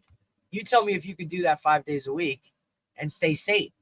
Like, now times that kid by 25 or 30, what's in your classroom. Now go from there. And remember, teaching isn't like a thing where it's not a job where you're sitting in front of a computer and you're only worrying about you or whatever it is. You know what I'm saying? Like you're responsible for the livelihood of 30 lives, like 30 human beings. Like you talk about a stress level, like unless you just really are a shitty teacher and don't give a shit. No doubt. I got to tomorrow we're back. Colin Genove. I think that's how I say it. But it'll be really cool. Check out the Prospect check out the prospectpodcast.com website. I've been sending it to people. Oh, thoroughly impressed. Oh, they like it? Yeah, like, I'm trying to get as many of these. I'll name drop, but you know who I sent it to who asked about it? Adam Archuleta. Oh, yeah. He follows me on Twitter. He's awesome. I follow him also, obviously. Yeah, he's great. That would be great to have him on. I'm trying because he got into when his son got into high school, he went back and started to help out. And I guess he had kind of got away from it, right? Because he was doing the broadcasting stuff. Like once he stopped playing, he got into the broadcasting stuff. So he kind of got away from all of those things. And then watching his kid go through it was kind of like, oh, I think I need to take more of a hands-on approach to this. You know what I'm saying? That's that's the biggest thing that I think a lot of they themselves were really good athletes that they had to learn. It's hard to transition and coach, dude. Well, no, they had to learn with their own kids is that because the participation in youth sports is so high that you think, oh, my kid's going to have natural level of athleticism. That actually helps. It helps, but it doesn't go far enough. And because everybody's working, that's the biggest change in youth sports. Everybody's working. Now, there's levels of what they're doing, and there's levels of knowledge, right?